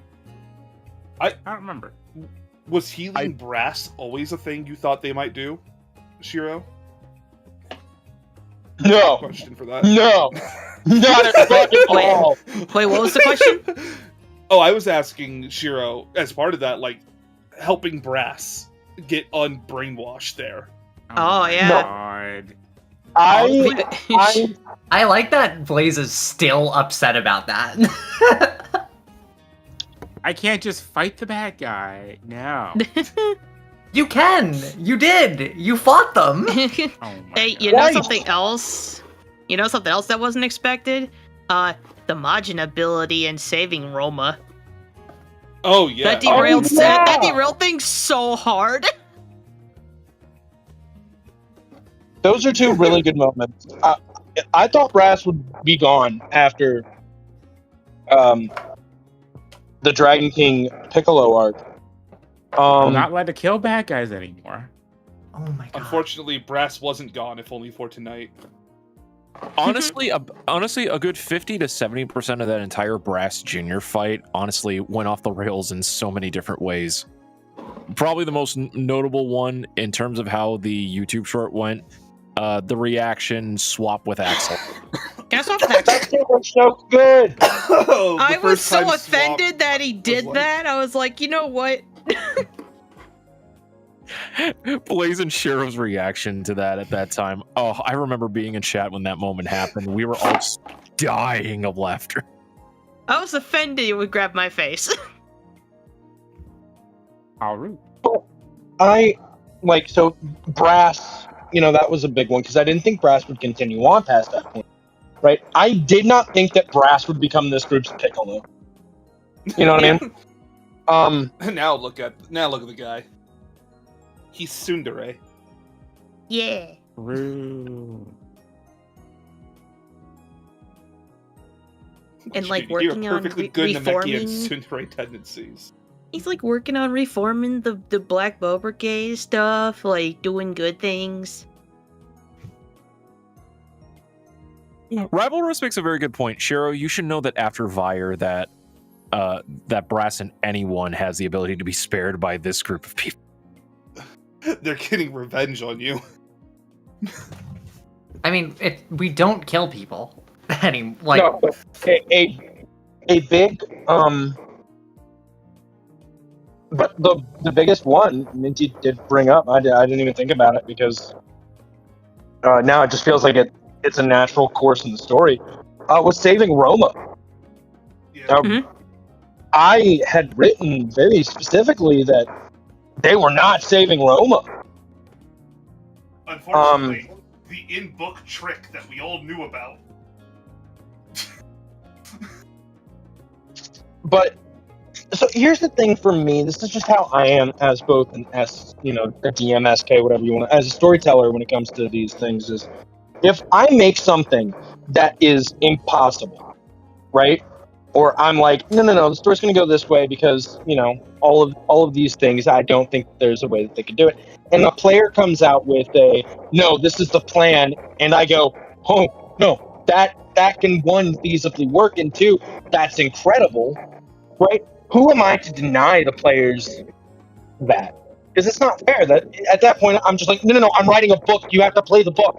You have to play the script that I'm writing, and that's not what we're here for. So they changed the story massively by being able to pull Roma back from being toughelized the way that he was. Yep, And I think that's incredible. Prevented an entire helps me scene of Fava laughing, absolutely saving crashing Roma. out on Sprouse. Because Minty knew, me and Minty had talks about how Yeah, I remember. how Fava might react to the fact, because Minty knows a lot more about the campaign due to the fact that Minty has to draw the tokens Yep, I just prematurely. keep quiet. Minty still has fun and is able to do stuff, and I'm still able to surprise Minty in a lot of ways. But it was just an incredible moment that changed literally the course of NXT moving forward. I think I've answered that one pretty thoroughly. Yeah, good answer. Please, pick a question. Any question. Aside from Axel, does Professor Carroll have any other notable inventions? The Caro cart? She's the Caro toaster, the Caro microwave. Yeah, so Caro does have a lot of very what's the word I'm looking for? Patents and world-changing things kind of out there.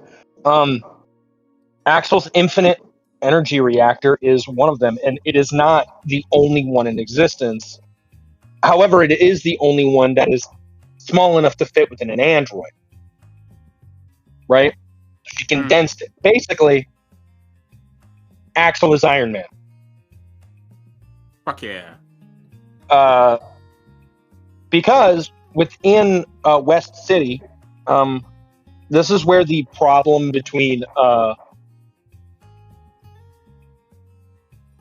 Caro and Stocking kind of started. Is Caro made the first infinite energy reactor for Capsule Corp. It is in Capsule Corp Enterprise. Okay.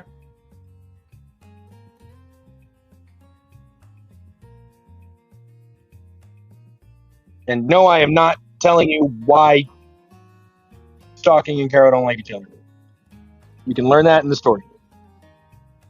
Anyways, I'd say Caro's best invention was the electric automatic stabber. That is a fair argument. Yeah. Also known as Model G, Axel. The electric automatic step. Axel, All right, honey, could you please stop that stab that non-conformant for me, please? Alright, Dr. Caro. Stabbing you. Alrighty. Who's next for the question? That would be Faye.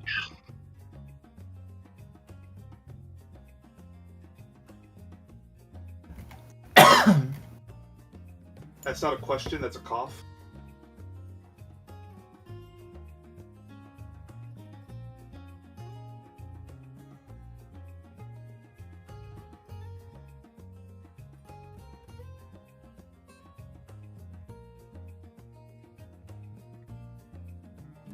Okay. Sorry, I was dying. Uh-oh. What is this mode on my microphone? Whatever. Connor, early in the Neo Bukai Season 2, after Flambe talks with Hex, she mentions Hex is her younger sister, where Sprouse makes a comment to himself after she leaves along the lines of Hex isn't Flambe's younger sister. Assuming this is true, one, who else that we have seen knows this fact? And two, why hasn't anyone brought this to Flambe's attention?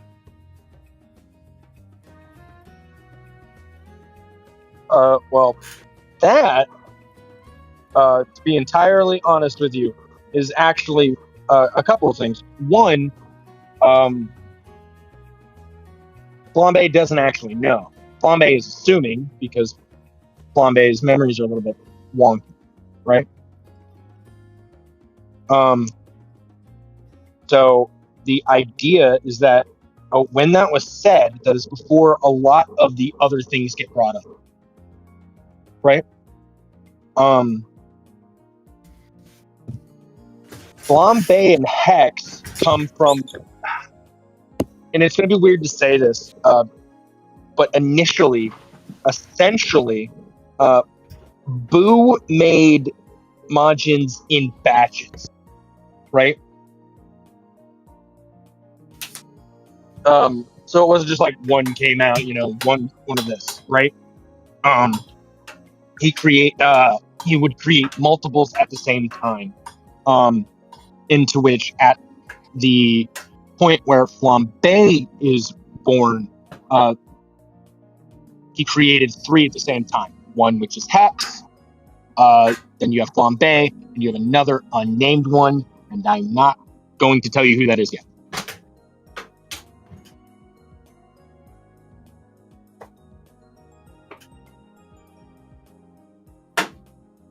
Realistically, it is still kind of possible that Flambe is the older one, even if only for a couple of, seconds or whatever. It's kind of like, the twin idea. If that makes any sense. But in reality, the reason why Sprouse says that is because Sprouse knows how long Hex has been around. Flambe did not know at the time. It has been brought to Flambe's attention, but not so much that it's not the little sister, right? And that's not I did not pick an actual lore to be like, it's like oh, Hex came out first, then it was Flambe, and then it was the other one, right? I didn't pick a number kind of going around like that. So it is technically possible, but when Sprouse was mentioning it, it was more in reference to the fact of how long Hex has been around, not so much as kind of correcting the idea that Hex is a new Majin instead of one like Flambe. Does that answer your question, Connor? I hope it does. I hope that helps. As to why no one has brought this up to Flambe is because Flambe hasn't asked. And also, nobody else was in the room when it happened. Yeah. Oh, no, That's we're also there. very true. We don't metagame here on Treasure Tales. And who knows how much the other Majins actually know.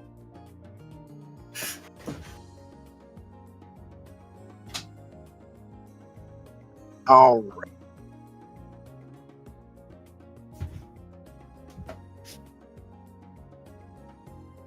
I believe that was Faye's question, so now it's a Nell question. Nell's it's always the top one here, so what is the top one in the queue?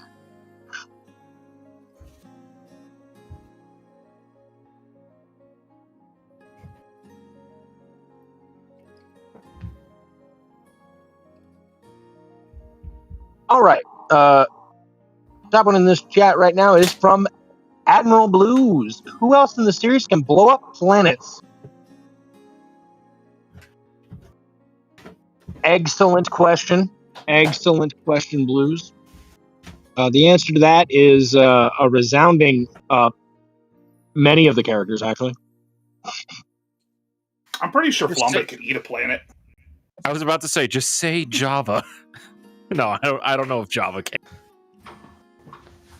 Full power I know. Java probably. Yeah, I think we're all kind of getting to the point where we could at least destabilize the core of the planet. What will this do to the trout population, though? Gone. What? As for known planetary busters, Roma is literally known as the Buster. He quite literally is a planet buster.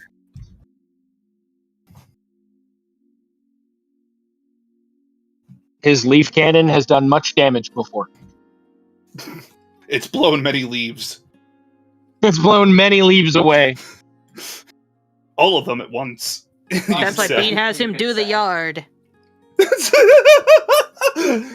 Honey, you're the one with leaf cannon. You have to go blow the leaves away. I don't have the move. Grumble. Bean, you do realize that just because it's called Rumble. leaf cannon doesn't mean it's used for that specific purpose. Well, you've used it for that before. That was a whole planet, and it was a very specific circumstance. It's kind of hilarious when you kind of consider that at one point at peak, Bean was potentially stronger than Roma. And then she just Yes. takes away his meatball subs. Look, Roma is still terrified of me. Yeah. Rightfully. Bava's terrified of Bean. It's literally one of his negatives. Fearful of mother. And yet, you keep backsassing. Anyways, Keep I back mean, sassing. It makes sometimes- good storytelling. it's good storytelling to backsass your elders. All right, let's A pick- saint. All right. I think what we'll do is this will be the last rotation, right? And then we'll kind of we'll go into the NXT, the lore of NXT's world, and what we'll do there is we'll go in segments, talk about the segments for a little bit, and then probably close out. So, Minty, pick another question. From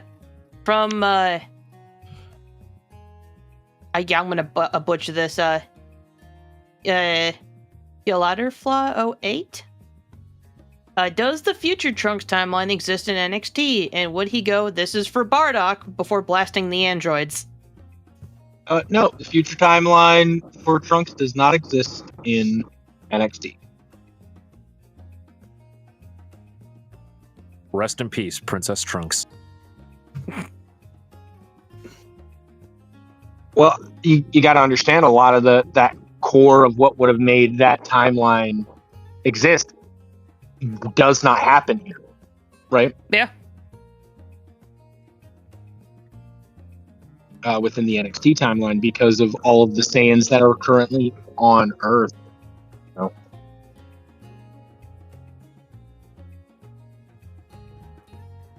What is the next question, Ryu?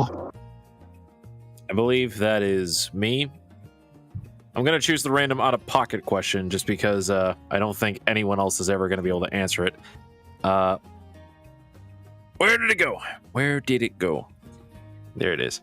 From Buttersy Swag 22. Bit of an odd question, but out of curiosity, anyone here played Card Fight Vanguard before? I have.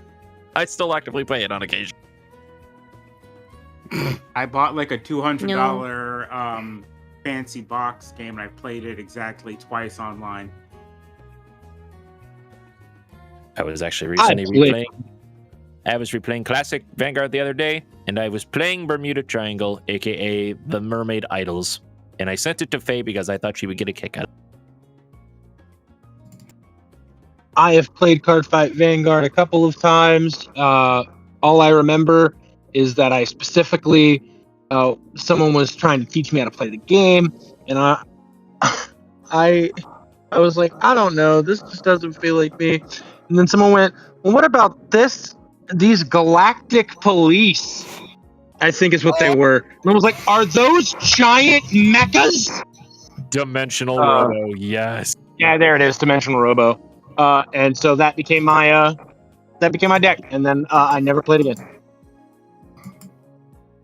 Sure, if we ever hang out and I actually have Classic Vanguard with me, I actually do have Dimensional Robo decks that I can have you play just randomly if ever you are interested.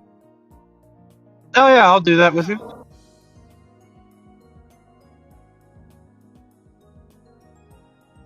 All right. But yes, Scorn, you are next. I am next. Let's see. What are questions here lined up still? No, we are next. I'm not.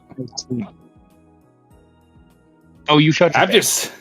I'm just holding the camera and trying not to get blown up.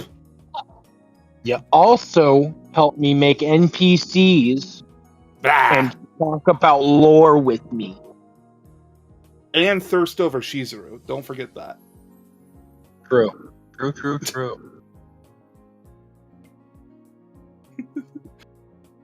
Let's see.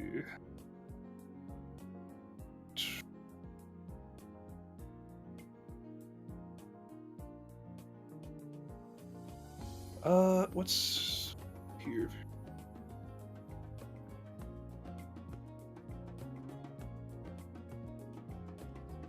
You know what? These are... Sorry, I'm going through. I'm making sure. I'm going through the thread. I'm trying to see which ones we've hit, which ones we haven't. Scorn most assuredly is not an intern. Yeah, interns sometimes get paid. A Saiyan turn? That's a joke. I don't want to be paid. That's the joke. Damn. Not even paid in this crop of kale. Well, I mean, we can negotiate, I guess. There we go. Now let's not be too hasty. What's a good one here too? I want to get something that's going to involve everyone. That's what I'm trying to make sure we hit those. Yeah, we've kind of hit a lot of the generic questions already. Mm-hmm. I'll just go down with this one in the list that I didn't see yet. Did you read these questions? Okay. Just because I didn't see this one get noted yet, let's read it. From Kith, are there plans to use the cooking system to developed more in the future episodes? They provided perks in general. Would a character's culture impact the potential perks they could receive, such as Fava cooking a traditional Saiyan meal or eating a Saiyan meal? You mean meat? I mean, Fava does like beef bowls. That is in his little sheet.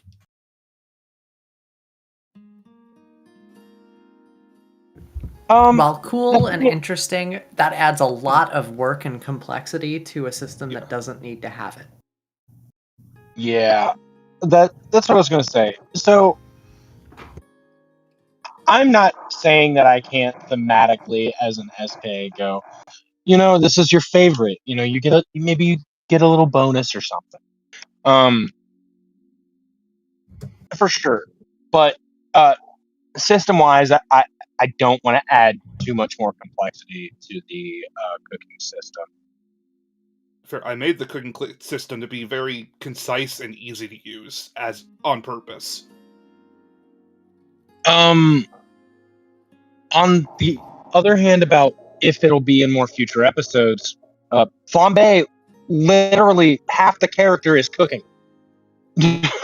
Her plus... It's her +3, or is it her +5? So, Can't remember now. a big thing that's about to... with this next upcoming arc being, this tournament within Buffet City, being in the city itself, the group is going to have a lot of downtime within the city, so cooking, looking around, doing other stuff. So there will be more of a chance for the cooking to be in more of the episodes, for Flambe to go to stores to buy ingredients, in particular, or even go and try to search out ingredients, not in stores, in the other areas of buffets. So yeah, it's most likely.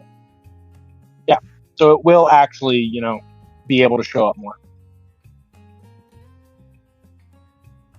One reason it wasn't showing up a lot before is because we didn't have it. And then when we made it, we were in the middle of a tournament. It was very funny.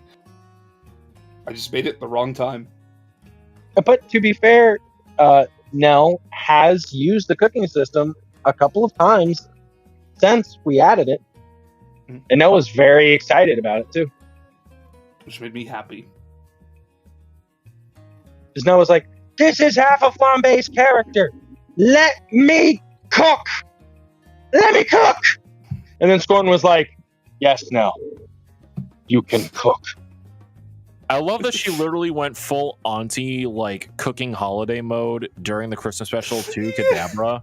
It was the greatest thing ever.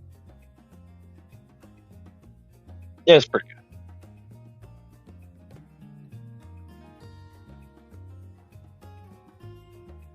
Hope that answered the question.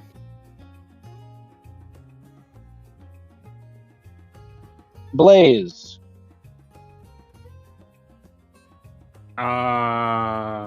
What MTG color would your characters be? I'll keep my mouth No shut. idea. Not a clue. I feel like Java would be some variation on red. Well, Scorn, now you have to, because you have to help Minty pick a color for Fava. What was the question? I disconnected. What color would everyone's character be in Magic?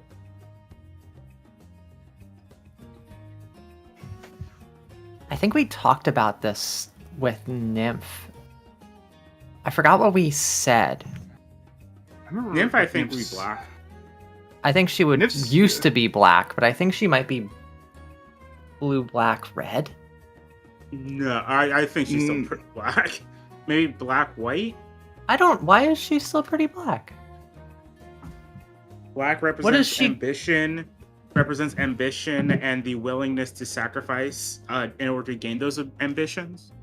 Yeah, but she doesn't do that. She runs away at confrontation. Not really. I've seen her do that She once. ran away from you twice. What was the second time? And she gave up in the fight with Arda. She didn't push herself further than she thought she could. I think she still is going for power. That's like a big driving force for her. I disagree, but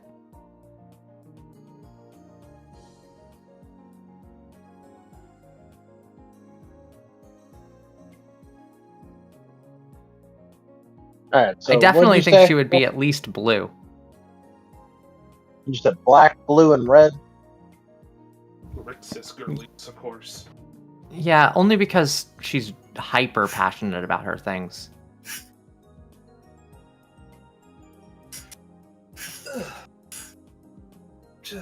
I mean, for Fava.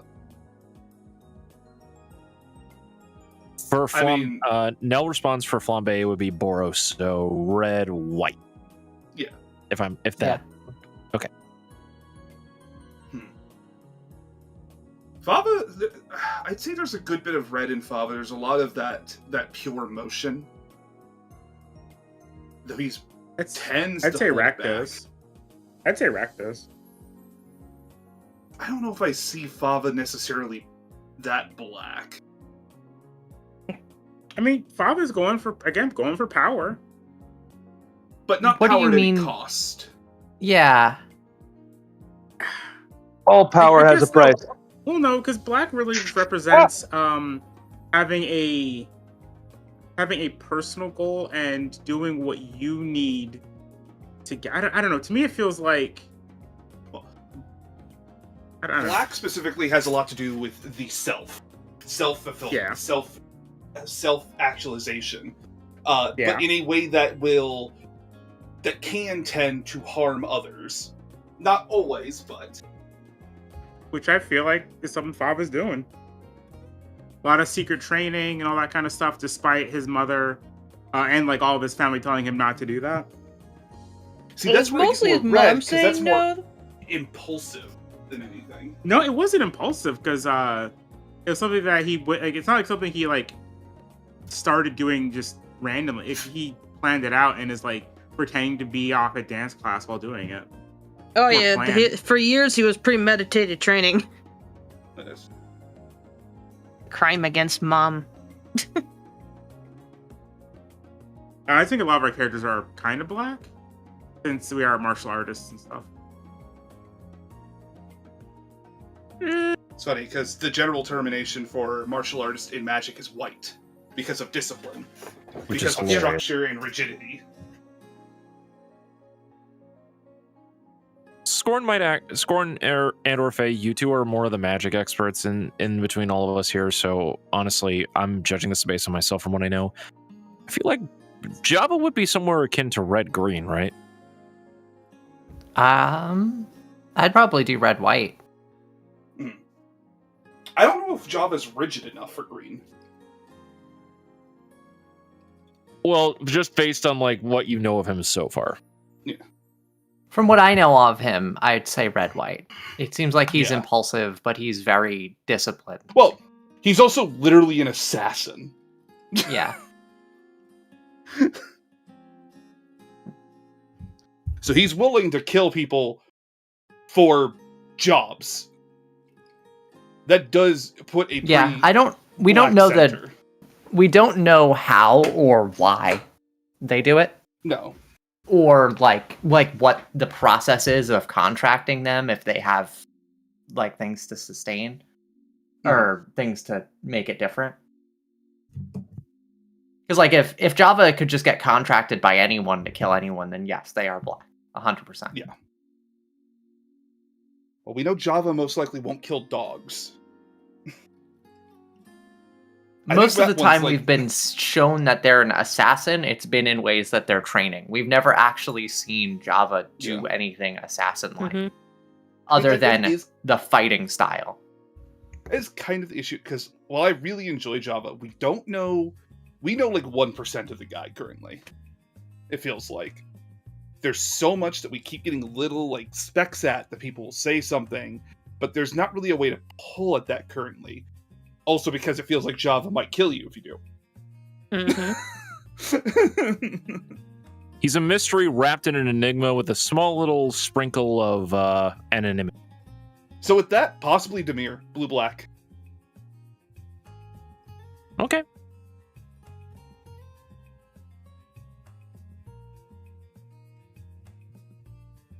He'd be Mardu.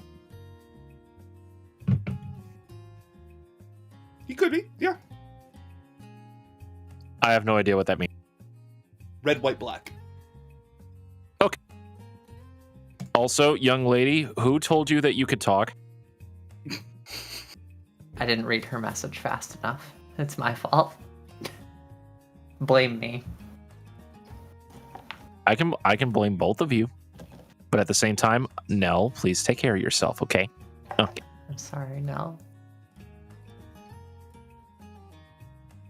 But also, thank you for the enlightenment, Nell. I appreciate it.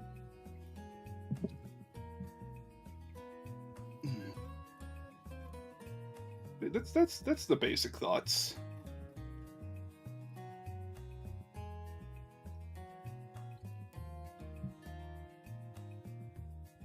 Sorry, Nell. I should have been looking at the messages more. I got caught up in the thinking. I just didn't interrupt anyone. I'm sorry. You can always interrupt me. I'm always worth don't. interrupting. I'm too much of a bottom. Anyways, I think we should go to the next question then. Oh, good. Yeah. Now a topic I might be able to talk about. Not quite, because I'm going to pick one that you can't. Oh, damn it! Anyways. So, Rival asked if there's a chance that we would do character reviews for NXT. And this actually has been brought up before. And we were very kind of iffy on it. It's a lot more Because- work. Yeah, we need to know about your character. We need to know why you're doing things. You need to describe your moves. There's no way to grade it in a way that doesn't feel like we're attacking your OC. Mm-hmm. Like, Perfect Draw, we can grade it in accordance to the rules of the system or something like that. Where this is like, since the whole thing is freeform, we don't want to grade a character poorly that you put work in, or, you know, vice versa. It just feels like it. We don't want to make it a factor like that.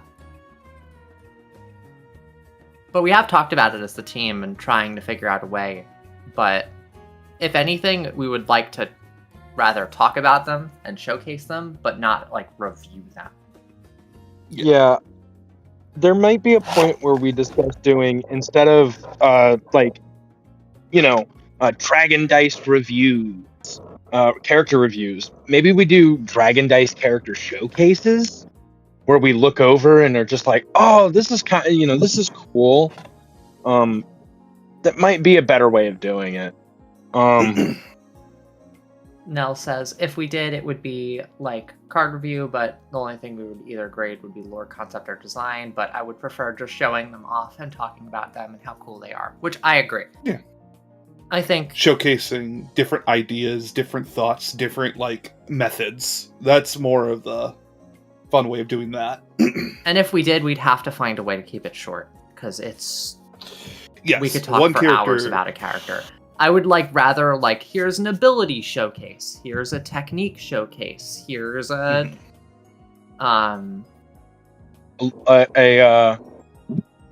form feat. There you go. A I about fun- called it the animalized version. The only other way I could think of doing it that would be kind of fun, but a little different, is that we could essentially, you raffle who gets in. Essentially, you pull one name each month, and you go over a single character. Or we randomly pull characters, but then we decide, okay, I think this character is really cool for their form feat, so let's highlight their form feat. And then we'll do this character is really cool for this technique. Let's highlight this technique. But it's a lot for... the character sheets alone take a long time to read. Yeah, so... Go ahead, Spoon. Oh, I was say if we were just saying, hey, send us a level 4 character. That alone is going over the form feat, the techniques, the ideas on that, the character concept, why they chose which skills they did, etc., etc., etc. The way they did their training, yada, yada, yada.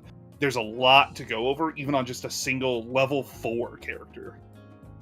Mind you, there's also, I feel like it would be hard for us to do things as interestingly as the card reviews, right? Mm-hmm. Because if we were just make me a Valentine's based, Dragon Dice character. You know what I mean? You can't. It feels weird because then what? With that, you're then more limiting the creative space for the. Which the point of the system is to be super creative. But I do like the idea of doing a community showcase for characters. I think we'll talk about it in. You know what I think the best way to monthly do meeting. community character showcases for themselves, essentially? Do more of the battle royales together. I'm not kidding. Those are great ways to talk to each other about your characters, do a little role playing with each other, and show off what you made. Those are fun. Nell says, if we do it, we could have a pool that we pull from with names removed from the list until it's cleared out. Yeah, similarly to how we do how I do the community games, where like we put everybody's name on a wheel, we spin it, we get things out, and then they can't enter until all of the wheels are cleared. But even then, it's going to be a long time. So yeah, like who knows? We might go through multiple updates by the time. Hold on. Let's pull up version 6 because we're on. You know what I mean? But it's something we can talk about. I do like the idea of doing a community showcase. I just, once again, do not want it to be. I just don't want it to be ranked because that's not fun. Not when it comes to creating your own unique character. Yeah, no score for It goes sure. against a lot of philosophies. Although I appreciate the question, and it is something that we have been thinking and discussing, because we do it on the channel with DC, and we would like to, showcase also the system that we are creating as a group. So, yeah, I'll tell you what, I'll do a Bakugan showcase.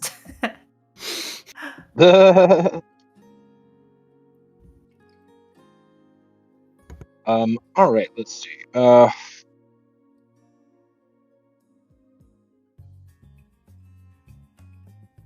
That was Faye's question? Yes. I believe so. So now there's Nell, and then we're done.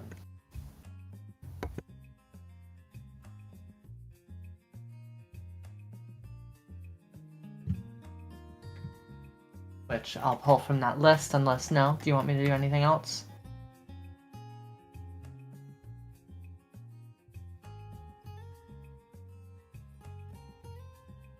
Oh, she thinking. She giving a think. Allow me to reenact Nell's thinking. How did I get so cute?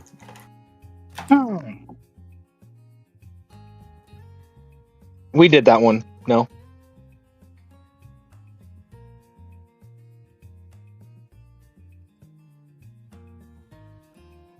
The answer was no, in case you're curious.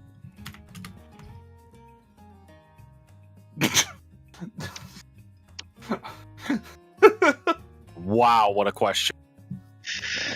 For How to context, maximize damage. NXT, quick guide, no tasks, no cheats. Blitz. Combo. Level up. No, you do potency, combo.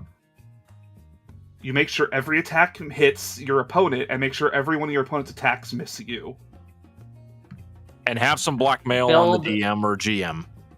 Build speed, have your first form feat say you can attack with speed, and then increase your potency by 30, and then combo 30 times. Damn. I'm kidding. I want to be I was kidding. Just tell them. The close up on Nell, just innocently being sick, being like, whatever. No, so Nell is a great and amazing player because she doesn't build to do damage. But if Nell decided I'm day to, I'm sorry. Do we know the same Nell? I mean, in NXT, Flambe is not built to do hyper damage. She's built to I not take think- damage. I think remember if- Lilandra. I know, but this is I'm talking about NXT. I think if Nell one day snap shifted and just was like, "Fuck it, I'm putting all of this potency increase on what's it called," and then putting combo on it, we're fucked. The whole system breaks. I think Nell has the system in her hands, and whenever she wants, she could just give it a squeeze and shatter it. Nell's just like, it's mine now. You make hardtack. That's my answer. You make hardtack. I agree. It is no fun. No, I agree. I thank you for not Bless doing it. But I'm hardtack. just letting you know. You make the most bland, awful character who does nothing but does damage, and then you sit there and go, well, that wasn't fun. Yeah, Scorn did that during a playtest. Scorn did not like it at all. Yep, a bland, could do it. hard-hitting I just creature, don't just like it. hardtack. Alright, so I'm going to really quick go through a couple of these other questions and answer them, right? Moto asked if the Battlecade happened in the NXT world, who would win? Browse. Wow. It's called I'm an kidding. hexagram. Guy has glass bones and paper skin. I can push him down the stairs and he'll die. Okay, but at peak though, seriously. Well, he can fly, so good luck pushing him down the stairs, though. Well, also Sprouse. He's getting up there in Sprouse years. played- He might forget. Hold on. Sprouse is played by the same person that played Vire, so just gonna point that out, you know.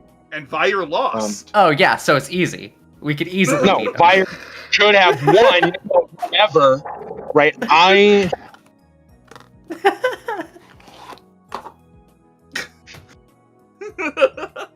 Vire let Shen win for thematic purposes, okay? Yeah, so it'd be Is that what he easy calls to his beat him. Dragon Got Balls? it. Spouse, you wouldn't hurt me, would you?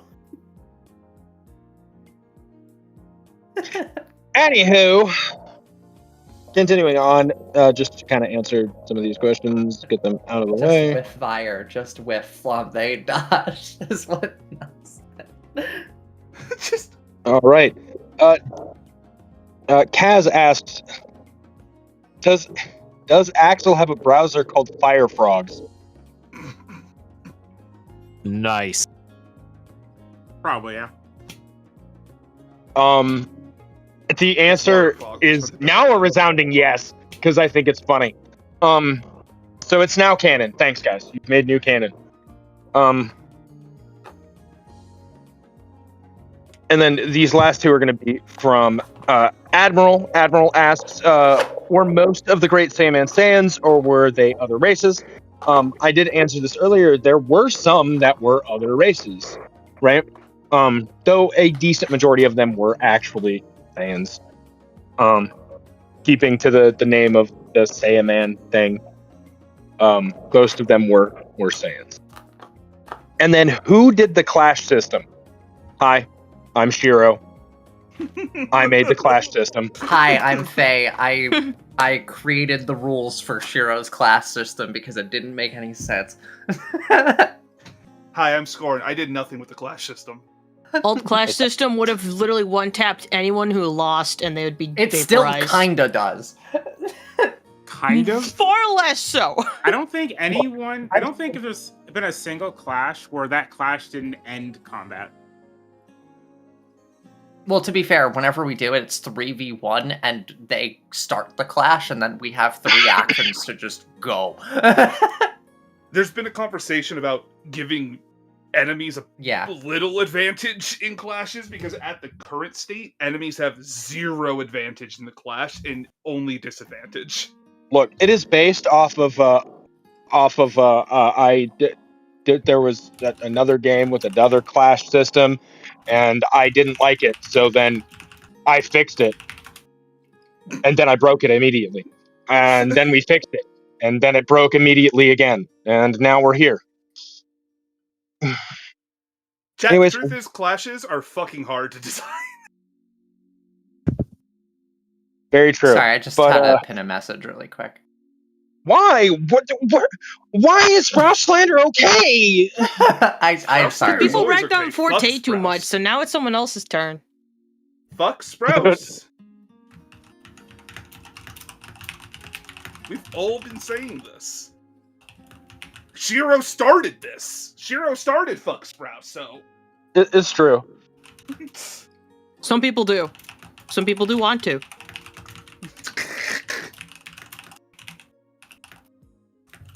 All right.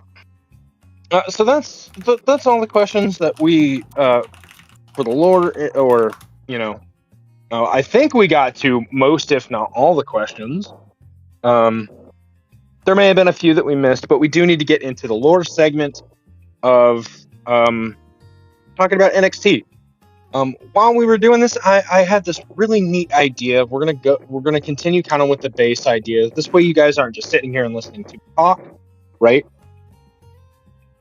You all here as the team can ask me what parts of the lore you want to know more about, and I will tell you what I can without being super spoilery, right? Hi, I would love to know more about the Tuffles, please. Holy shit, Fade. So do I. the You want to know Tuffles- more about the Tuffles? So do my I. question intersects with Faye's, which is Trinity. The Tuffles or the Neo Tuffles? Sure, you know exactly what I fucking want to know. All right, No, we'll do the Tuffle lore. Let's go. You have to clarify Tuffles or Neo Tuffles. I need to know more about my family, Shiro. Shiro's trying to get you like a fucking genie. They're on. I know. Time to Oh, your monkey family? this Sprouse? question. You mean Sprouse? Your family? My biological family.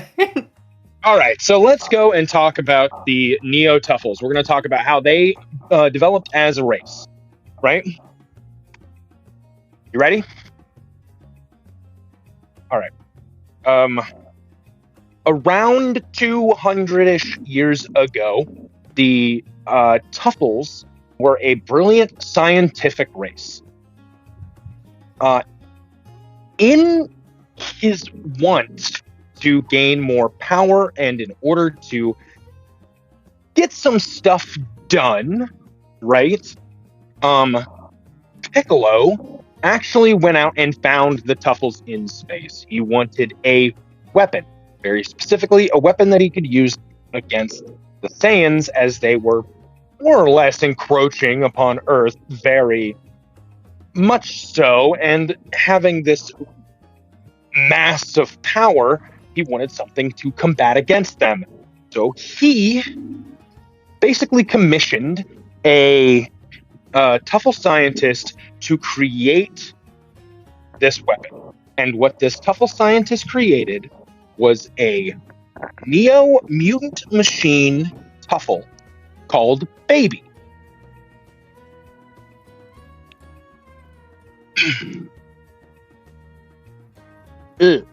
Sorry. Something got caught in my throat.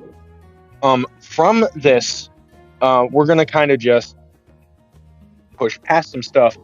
When Baby was activated, it took its weapon prerogative way too seriously. And in its activation, attacked the actual Tuffle race. With this, many Tuffles died in this ensuing chaos, but he didn't eradicate the Tuffles themselves. Past this, Baby left and went out into the stars, right? Piccolo having lost his perfect weapon.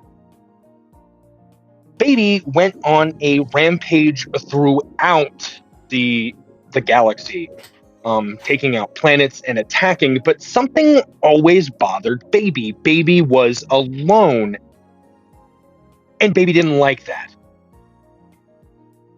So, Baby, taking a concept that it learned from a single-celled organism, an amoeba, split itself and created two instead of 1. So there was still Baby, and now a new Neo-Mutant machine named Aphid. Aphid, however, did not want to be a weapon. It didn't like how Baby treated anything. And from this, split from Baby and just leaving Baby entirely and going off into an unknown corner of the galaxy.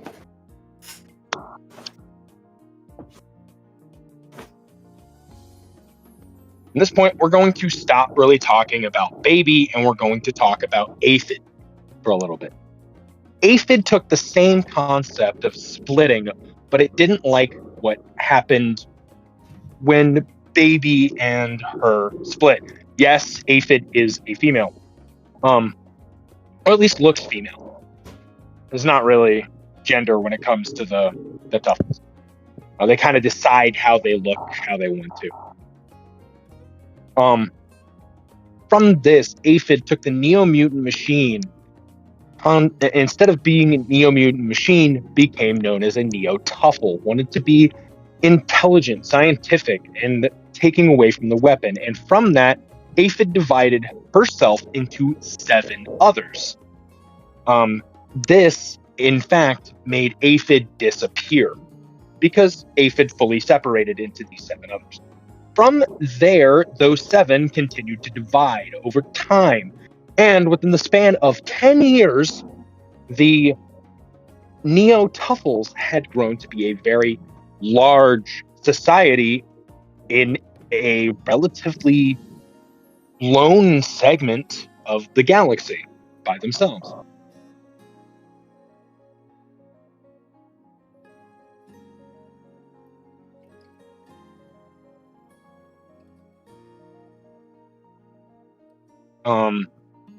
After they had kind of built themselves up, this is where we'll bring Baby back in.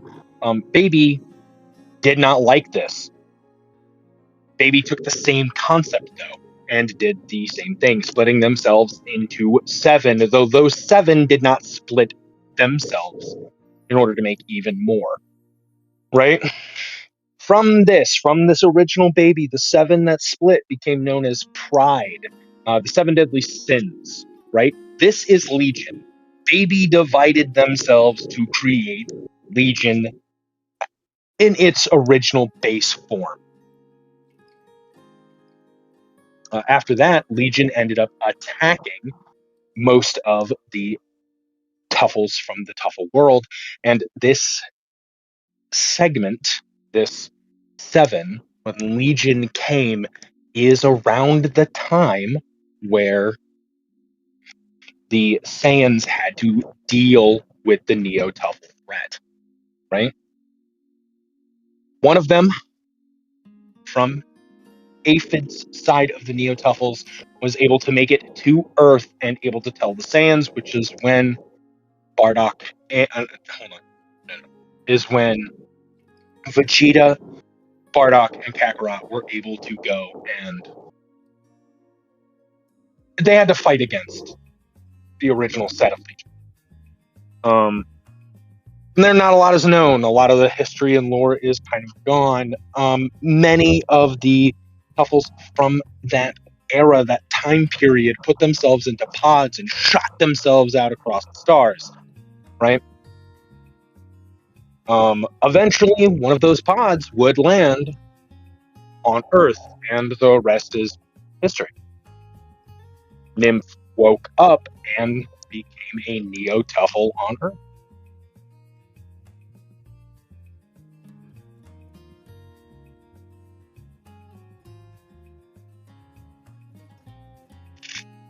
That answer your question about the Neo-Tuffle lore?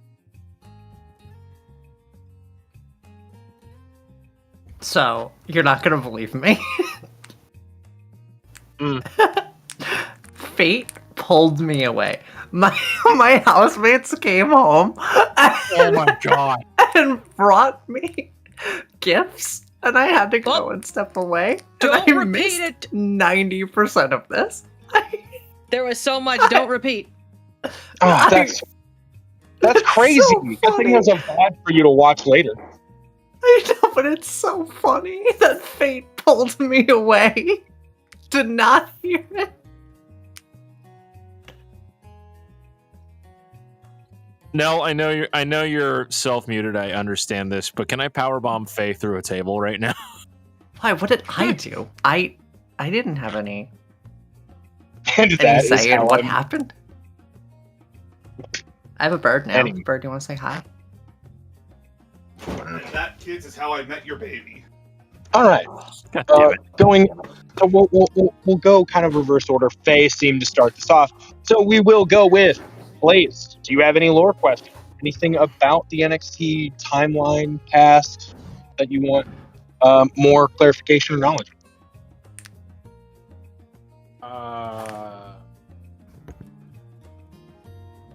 I guess not really.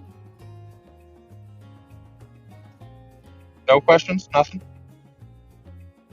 I don't think so. Kind of put me on Okay. the spot. I can't think of Look, anything. I'll let you keep thinking. We'll get back to you. Scorn. Trinity. You talking about Trinity as the organization? Yes. Trinity was made during the time of the Frieza Force, at the height of the Frieza Force. Its original leader was Cooler. Since that time, Trinity has continued even after the defeat of Lord Frieza and the Frieza Force's disbandment. They were absorbed within the Trinity Force, which is what it was originally called. Now it is just called Trinity. It is a group. Once led by Cooler, is no longer led by Cooler. It is led by a Arcosian that nobody knows the name of. The reason it is called the Trinity is because Cooler not only led the group by himself as its main commander, it had two of his children as the sub-commanders, and that has continued on since Cooler's untimely demise by unknown means.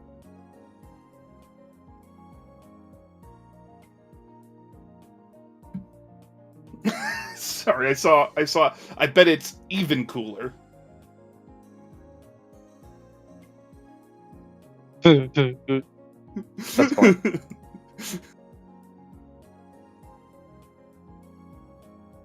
My twin brother, even cooler.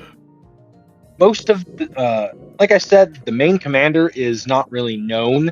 They don't really talk about it. They don't really come up in conversation. No one's seen them.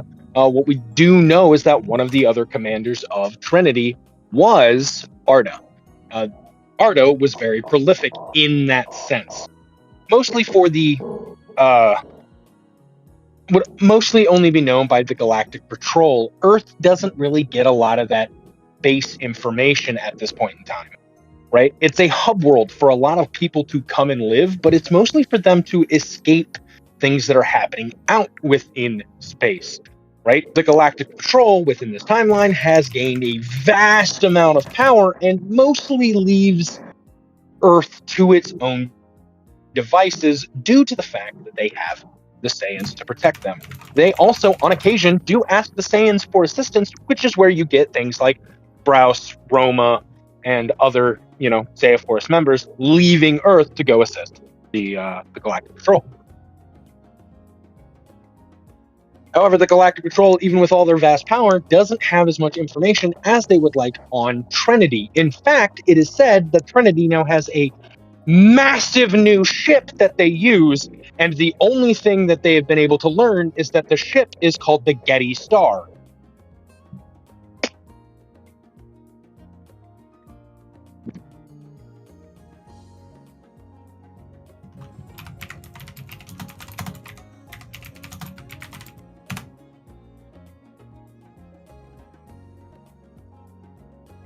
Did I answer your question, Scorn? Yeah. I got what I wanted. What did you want? I just wanted to know more about Trinity. I just wanted to know more. Ah, perfect. Ryu, what do you want to know about lore?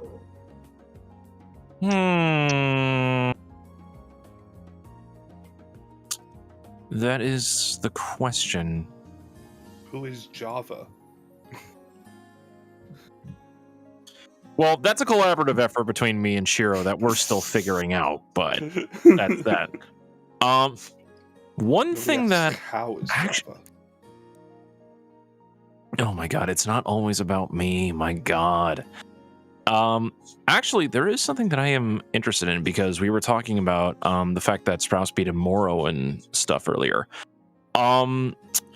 So we've met the current Supreme Kai, aka Kaio Shiro. I am intrigued about the other half of that coin. Currently in the NXT universe, it is the God of Destruction currently in this timeline known to the Seiya Force, or is they are, or are they more aloof than they were in what we know as the Prime timeline? The God of Destruction within NXT's timeline is known-ish to Sprouse, not so much by actual meeting. More or less, this very particular God of Destruction tends to actually spend their time doing their job, but they do it in a very interesting way. In a way that Zeno very much enjoys, because it is on GodTube. I was also going to ask the fact if the fact that if Java was going to be like the Uber Eats delivery boy for that particular god, but I'm like, no, that's way too damn silly. Nah.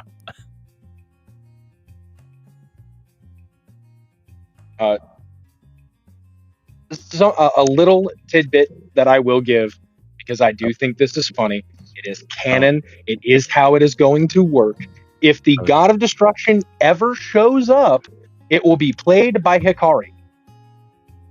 Beautiful. From Saturday morning, which is a wonderful channel. If none of you guys have heard of it or seen it, you should go check them out. They have a bunch of wonderful games. I think right now they're doing a Yu-Gi-Oh game called Stars, which is fantastic. There is a plot-relevant, big-chested woman in it. She's got big booba. They made a short recently that said that was Jonah going, "This is gonna sound weird, but it is plot-relevant that I mentioned this. He's got big boobs," and I'm like, well, now I gotta find out what the hell is going on. Fair. Yeah, that's all I got. Next person. Mimbledy Bimbledy.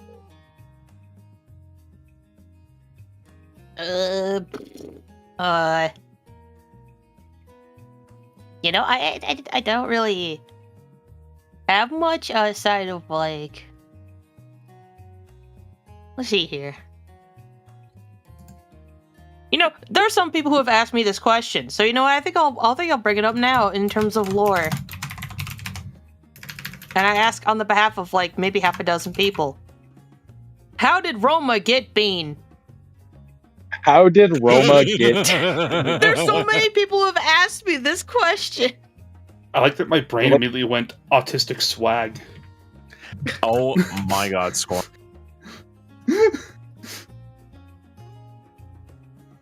That's so funny. So the way that Roma got with Bean is very much that throughout most of the time that Bean had within the Seiya Force, she was on a very specific team, right? That team consisted of Roma, Kali, and lastly, Peppa, right?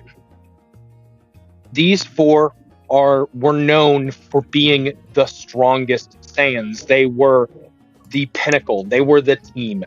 Oftentimes being very legitimately, these four were compared to Broly, Vegeta, Kakarot, and Bardock. Right?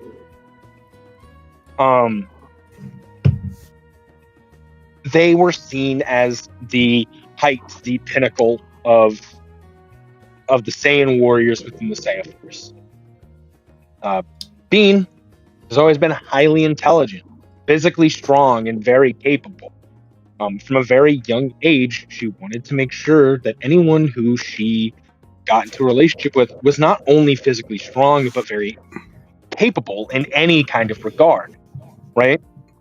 This was for a multitude of reasons. One of the thought processes she always had in her mind was she wanted to make sure that whoever she was with was capable enough to help Sprouse not be beat up all the time, right? She is technically the older of the twins, and because of that, looked at Sprouse as the younger brother, and because he was considered the runt with the tail, was super very much overprotective.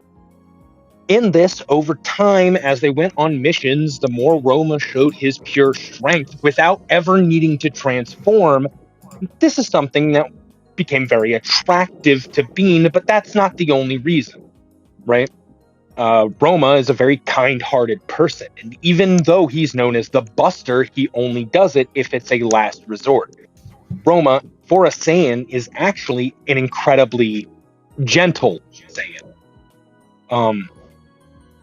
While strength and pride is always something that he's had, he's never been ruthless, right? Roma, very much so, is a Saiyan that is very much of the mindset that they are guardians for the weak. And not just the weak in the sense of those lower than them, but the weak just being anyone. Those who don't have the physical strength to fight for themselves. Roma, considerably, is more of a knight-like character, but with that little bit of Saiyan tinge to him, right? But growing up, because of this kind-heartedness, the way that he treated Sprouse, he teased Sprouse, sure, but he was never outright mean. He didn't bully Sprouse, and was always very kind. With this, Roma and Bean eventually developed a relationship. Originally more of a friendly banter between each other, eventually evolving into flirting, and by the end of it, full-on courtship. They were not married by the time that Frieza attacked. They were still within the deep stages of being, and I'm not going to say budding relationship. They were very deep within their relationship, but they had yet to, promise marriage and things like that. Most of them were focused on the fact that they were Saiyan warriors, and the marriage thing would, societally wise, would mean that someone would have to stay back. So for them, they were happy and content where they were. However, after dying to Frieza and finding out that Bean was pregnant, Roma wanted to immediately take responsibility, and Bean was not wanting to do combat anymore. From this, they then married at a small house out in the mountainous areas of the continent, just north of West City, and mostly from that, the tale of Roma and Bean is history. They continued to live there with Fava, and yeah. So I can say that Fava got a lot of his traits from Roma. Yes. Yeah, like the more you describe Roma, I'm like, so physically is Bean, but mentally is Roma. True.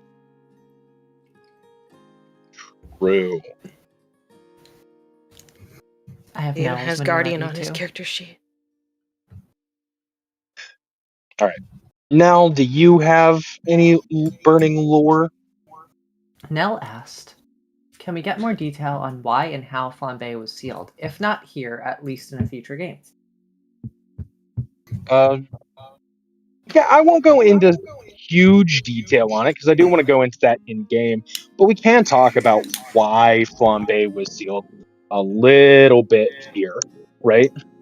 And talk about the effects in the aftermath, right? Flambe, while Flambe doesn't fully remember this or remember it nearly at all, did try to tap into the power that they had inside of them from Boo, right? That pure chaotic energy. And the young Flambe was unable to control it. Because of this, they went on a rampage in a near Kid Boo state. They were not actually Kid Boo, they didn't fully look like it, but they went on a rampage. One that was nigh almost impossible to stop at the time.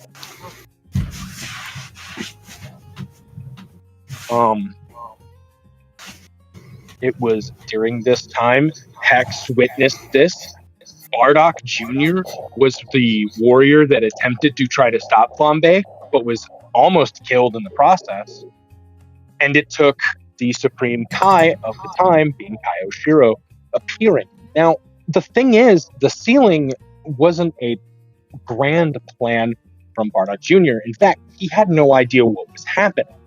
Kaioshiro came out of nowhere, sealed away Flambe, and then told Bardock Jr. to protect the chrysalis for 200 years.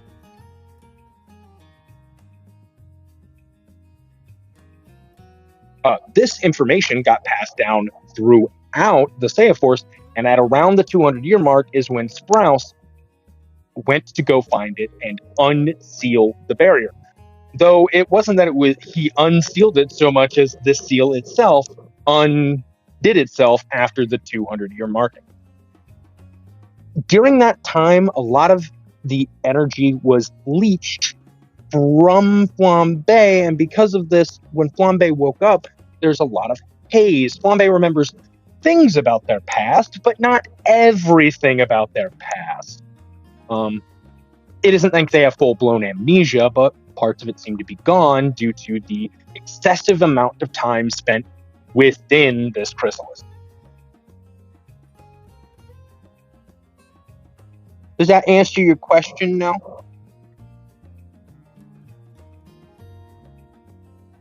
Did I do good?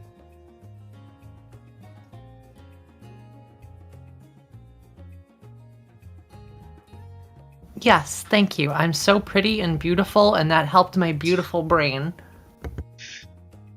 You're right. Okay, now we're back around. So, thanks. Any questions?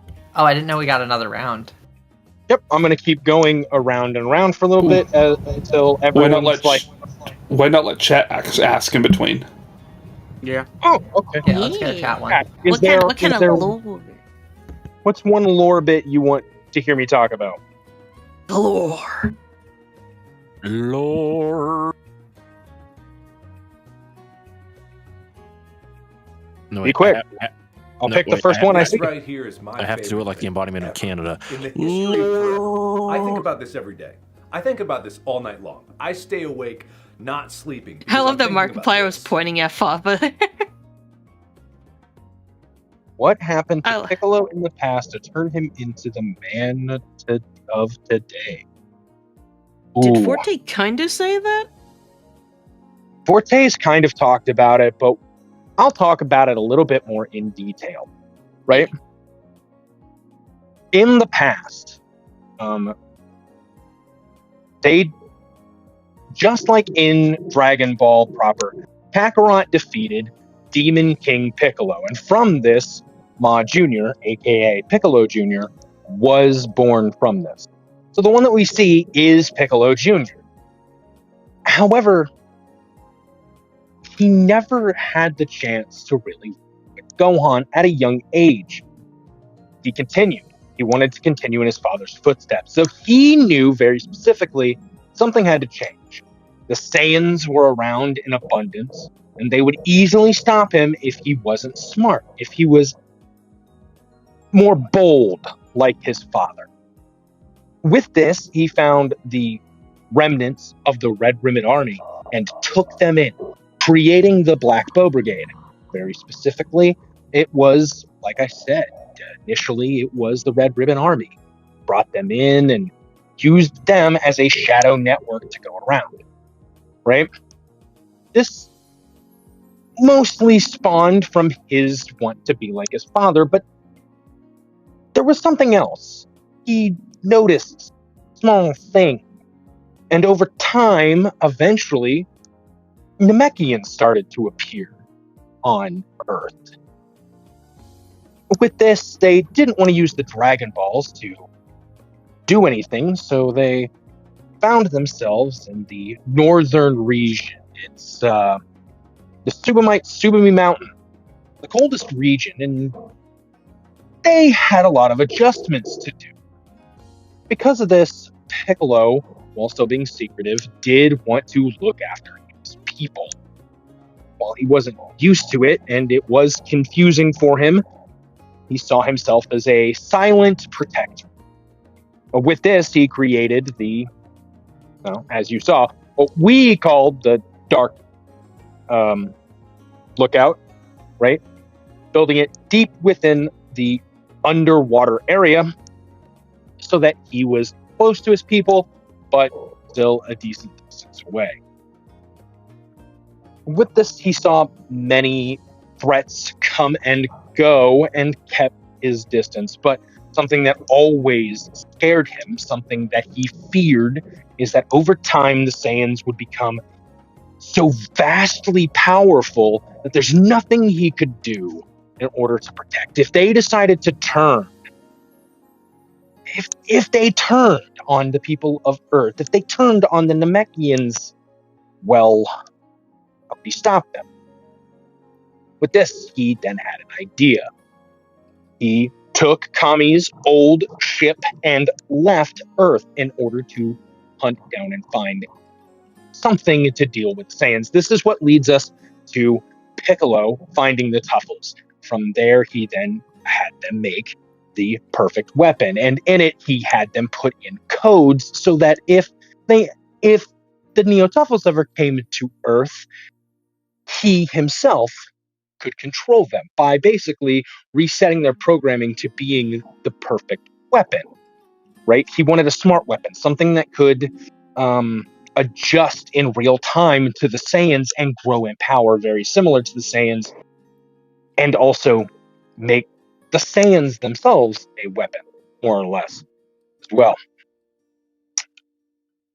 With that, he once again returned to Earth and continued to build his empire. All of this continued on. He grew older and a couple of times was able to use the Dragon Balls to revert his age so that he didn't turn into a, wrinkly skeleton. But eventually, the Namekians, as well as the people of Earth, got wise to this and began hiding the Dragon Balls more fiercely, even finding them before they were fully awakened. It was around, what would it be? Around age 850, somewhere around there, I think. So about 100 years after Dragon Ball proper is when this new King Piccolo discovered Dragonite, which was formed when wishes were made. He then discovered that it was able to recharge the Dragon Balls.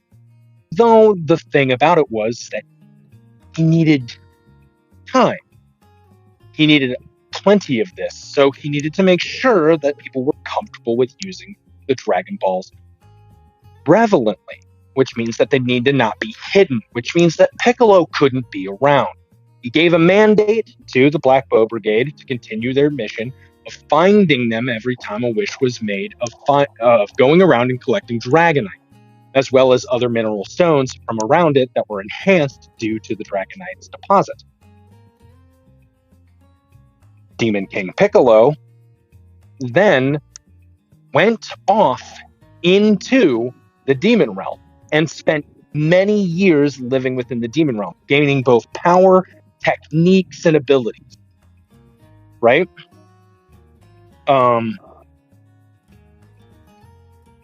was after this point that once enough time had passed, Demon King Piccolo returned, taking upon his seat at the throne. He thought he could be more secretive. He thought he'd be able to have time, and that is when Frieza appeared. When Frieza appeared, that's when Sprouse fought, and that was when the Subami Mountains were completely destroyed. This lit an intense fire within Demon King Piccolo. He wanted to be a silent protector. But the thing that he feared most had happened. A Saiyan had become so ridiculously powerful that he was unsure that he could do anything. He had to ramp up his timetable. He needed to make things done faster.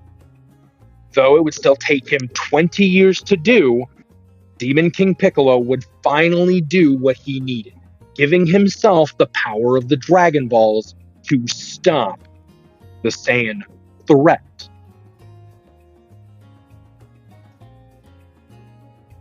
Now, we're going to rewind just slightly back to right after the attack and the death of Supai Supi Mountains. Within the small vestiges of the rubble, the Demon King Piccolo found a small orb. He didn't know what it was, he wasn't sure what it could do. But when he touched it, he saw a vision of the future. Burned, destroyed, and everything was on fire. And it was this future that Demon King Piccolo then thought was caused by a Saiyan. Because of this, he wished to make sure it didn't happen. And in the end, we saw where that led him.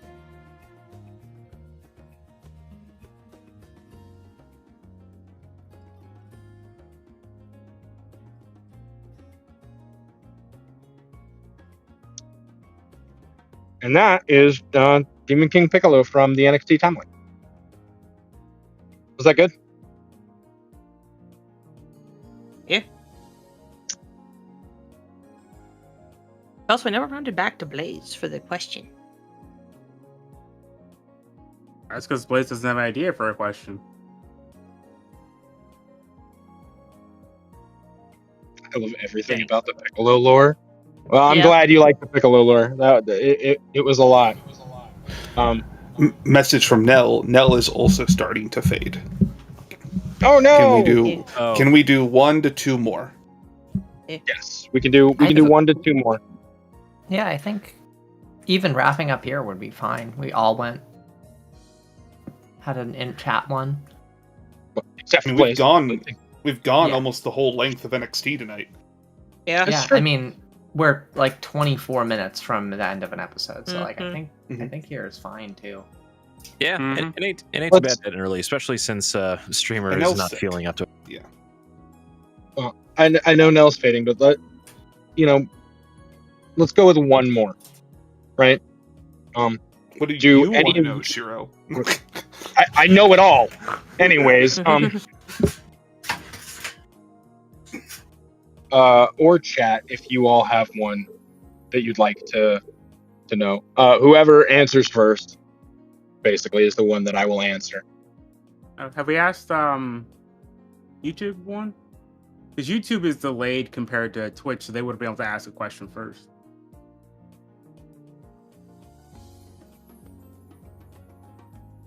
Nell says, what's something interesting, Shiro, that you wanted to share but haven't been asked about?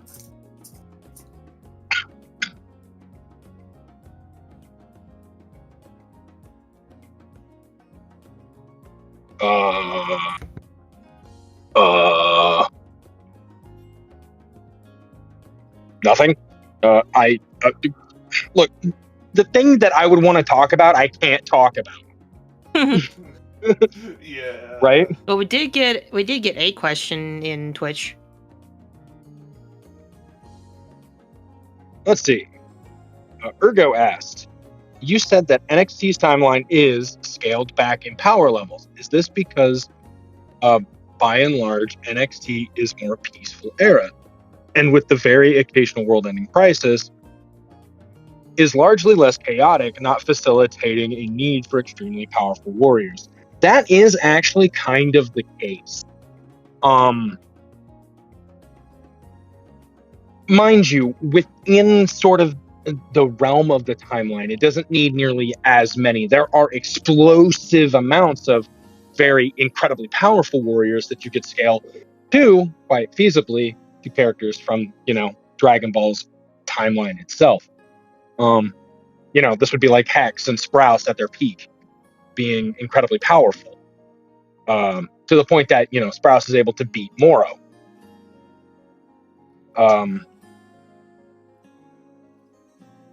Like I said, though, Sprouse did not do that by himself. He, but he did actually do the physical fight. And it is sometime after this that they realize that Sprouse is poisoned. So the key is hurting him for some reason. And as you find in NXT, it's because Roma, even though he doesn't know how or why, in fact says he didn't make the wish that Sprouse would have more power. Right?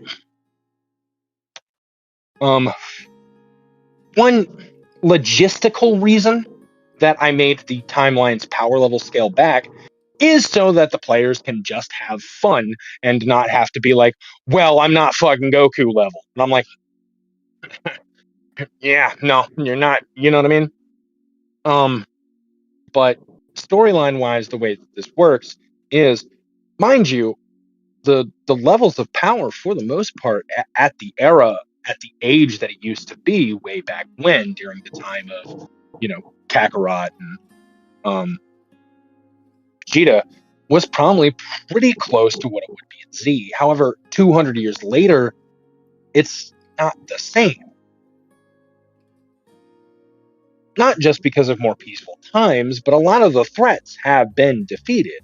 It is really rare for those newer threats to kind of pop up. Not to say that some don't. Obviously, there are new threats that appear. But typically, because of the way that it is and the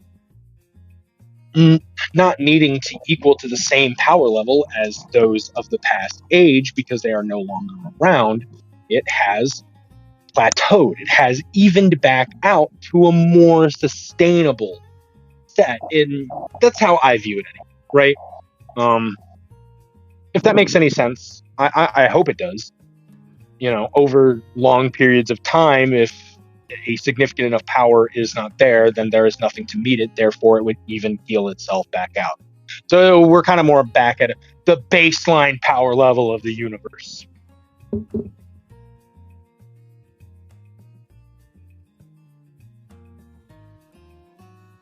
But yeah. So I hope you all enjoyed our first, group Q&A and dive into the lore of NXT. I had a lot of fun with it. Cass, did you guys have fun with it? Woo! Indeed. Hopefully you guys now understand that I have put a whole lot of thought into NXT. No, you improv this whole session. I'm kidding. 100%. I put a lot of it.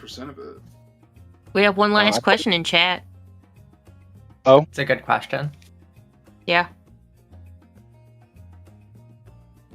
What's the question?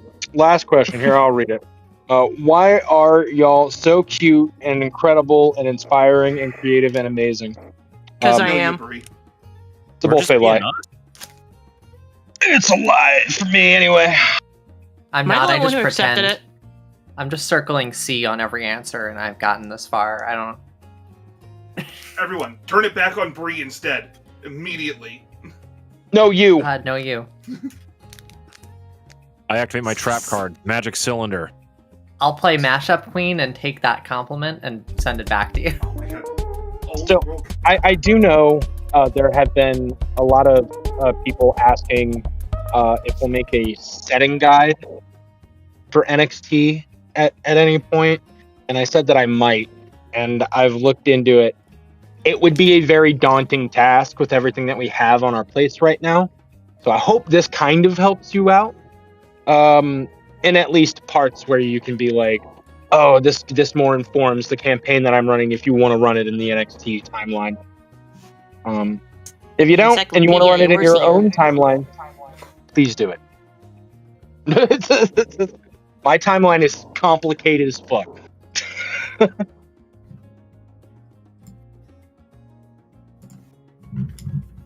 Thank you. And thank you, everyone, for being here. Indeed. Agreed. And thank you to this wonderful group of people that continue to show up and play every single week and just make my day brighter. I appreciate all of you. I appreciate you, Nell, even though you're sick, still wanting to do something today. You know, we love you. I was just going to straight up cancel, but Nell said no.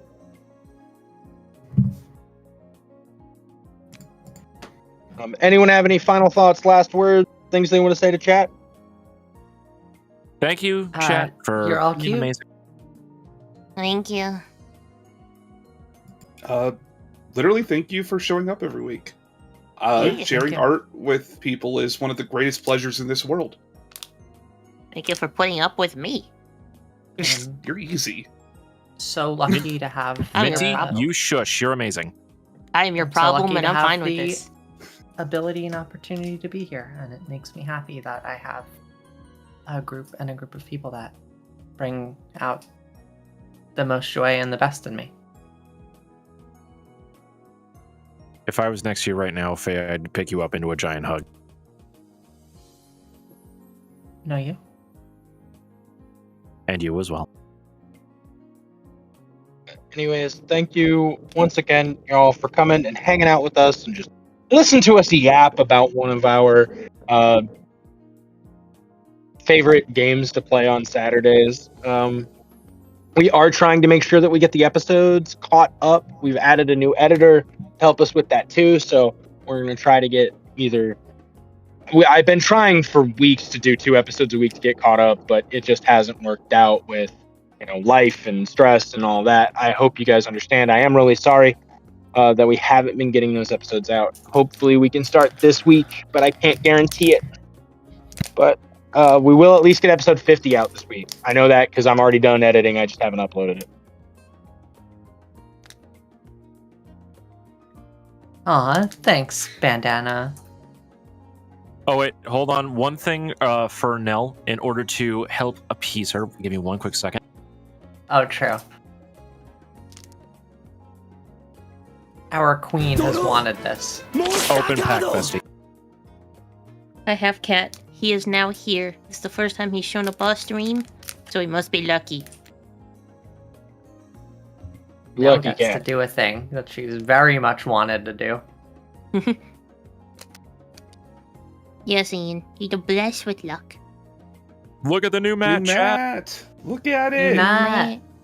Hey, And no, the those are artist some for this really mat. pretty cards. And Matt.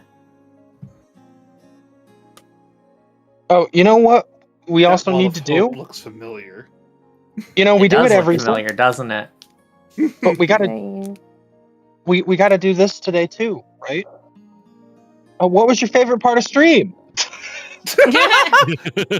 The part where Sprouse died tonight, that was really good. I've been waiting for that. I'm glad he's dead finally. I like Nell I like wants you seeing to about pick which one, Ryu. Final Fantasy or yeah. Avatar. Oh, Final Fantasy, 100%. Nell, I will read it out loud for you. Just make over-the-top hand gestures in order to show how excited you are about a specific thing. Yeah, just shake No, the it's okay. card. I got this. I'm a streamer. She's a streamer, she's an actor, she's a lip reader, even if lips aren't on screen. Yeah, I bet she can read those lips. What is that supposed to mean? Bird token! Oh my god, and it's a wizard token on the back? Eyeball Man. I can't read the names. It's okay. Abraham. Abraham. Monk's Fist. Magic Dampener. Slash of Light. Vane's Treachery. Blitzball Shot. Haste Magic. Choco Comet. Z.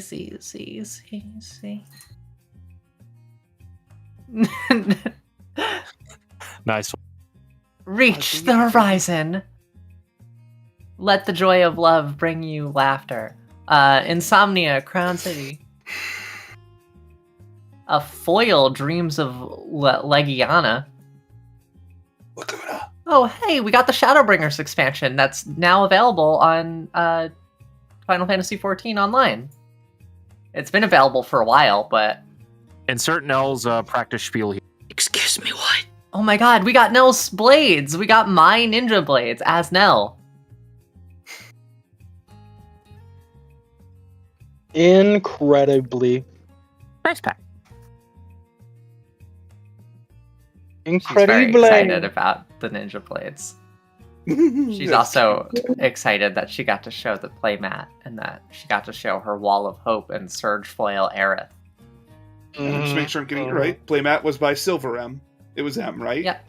It was Yeah. MA. I made it. Nice work, commissioned MA a while ago to get Nell that because I knew it would be a good gift. Wow. And it came out beautifully. A great friend commissioning another great friend to do a wonderful thing for another mutually great friend. Wonderful. Amazing. All right, so before we go out, I do actually want to do this because it's fun to talk about. Minty, what was your favorite part of today's lore and question stream? Oh, let's see here. Well, I like check learning credits. about Fava's parents, but... Because I'm gonna be real, I didn't really know much about Roma as a whole until that point.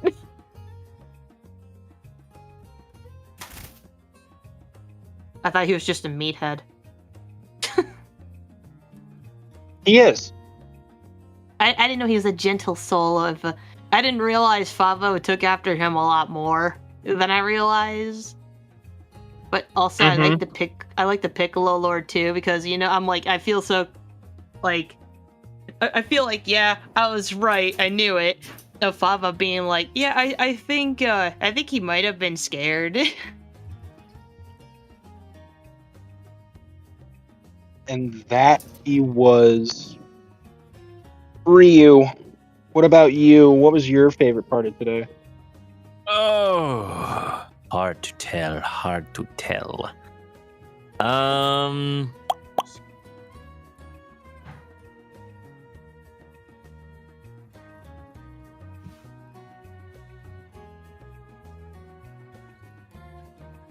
I actually just enjoyed all the wonderful questions from chat. So varied throughout everything. I also love the little what if scenarios, like the Magic the Gathering things. I love it when we can talk a little bit about like relating to like characters on like outside of universe terms, just for funsies. Just shows how loved all the characters in the universe is. I agree. Next time someone asks the question of what would each character's Bankai be? Oh, fuck. And I'm the Bleach fan. I should have asked that. Scorn. Being goofy with my good friends. That's fucking right.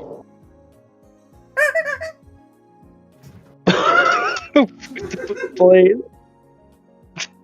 I liked when we asked questions. That was the fun part.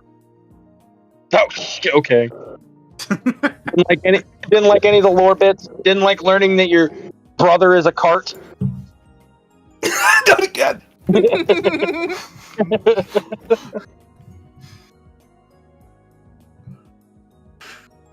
Faye. I liked learning about the Hamtaro TTRPG I like that when may Faye or may did us- not be released on this channel, maybe. I liked it when Faye wasn't here to hear her own fucking lore. We'll have their big adventure. It's okay. I watched it during the dead air that we had of the. So I'm kind of. Every time Shiro took a pause in explaining Piccolo, I played the recording, and I've learned everything. Wow. Oh, yeah, Dear Shiro was Forte's special ninja eyes. Doesn't have them. So now, what was your favorite part? No, I'm kidding. Faye, did you have a favorite part from today? I said it. Announcing the Hamtaro TTRPG. You keep announcing it. No, Anyway. I liked just learning more and seeing all the stuff that you prepare. It's really nice, and I love being in your game and at the table to play with you and everyone and learning all.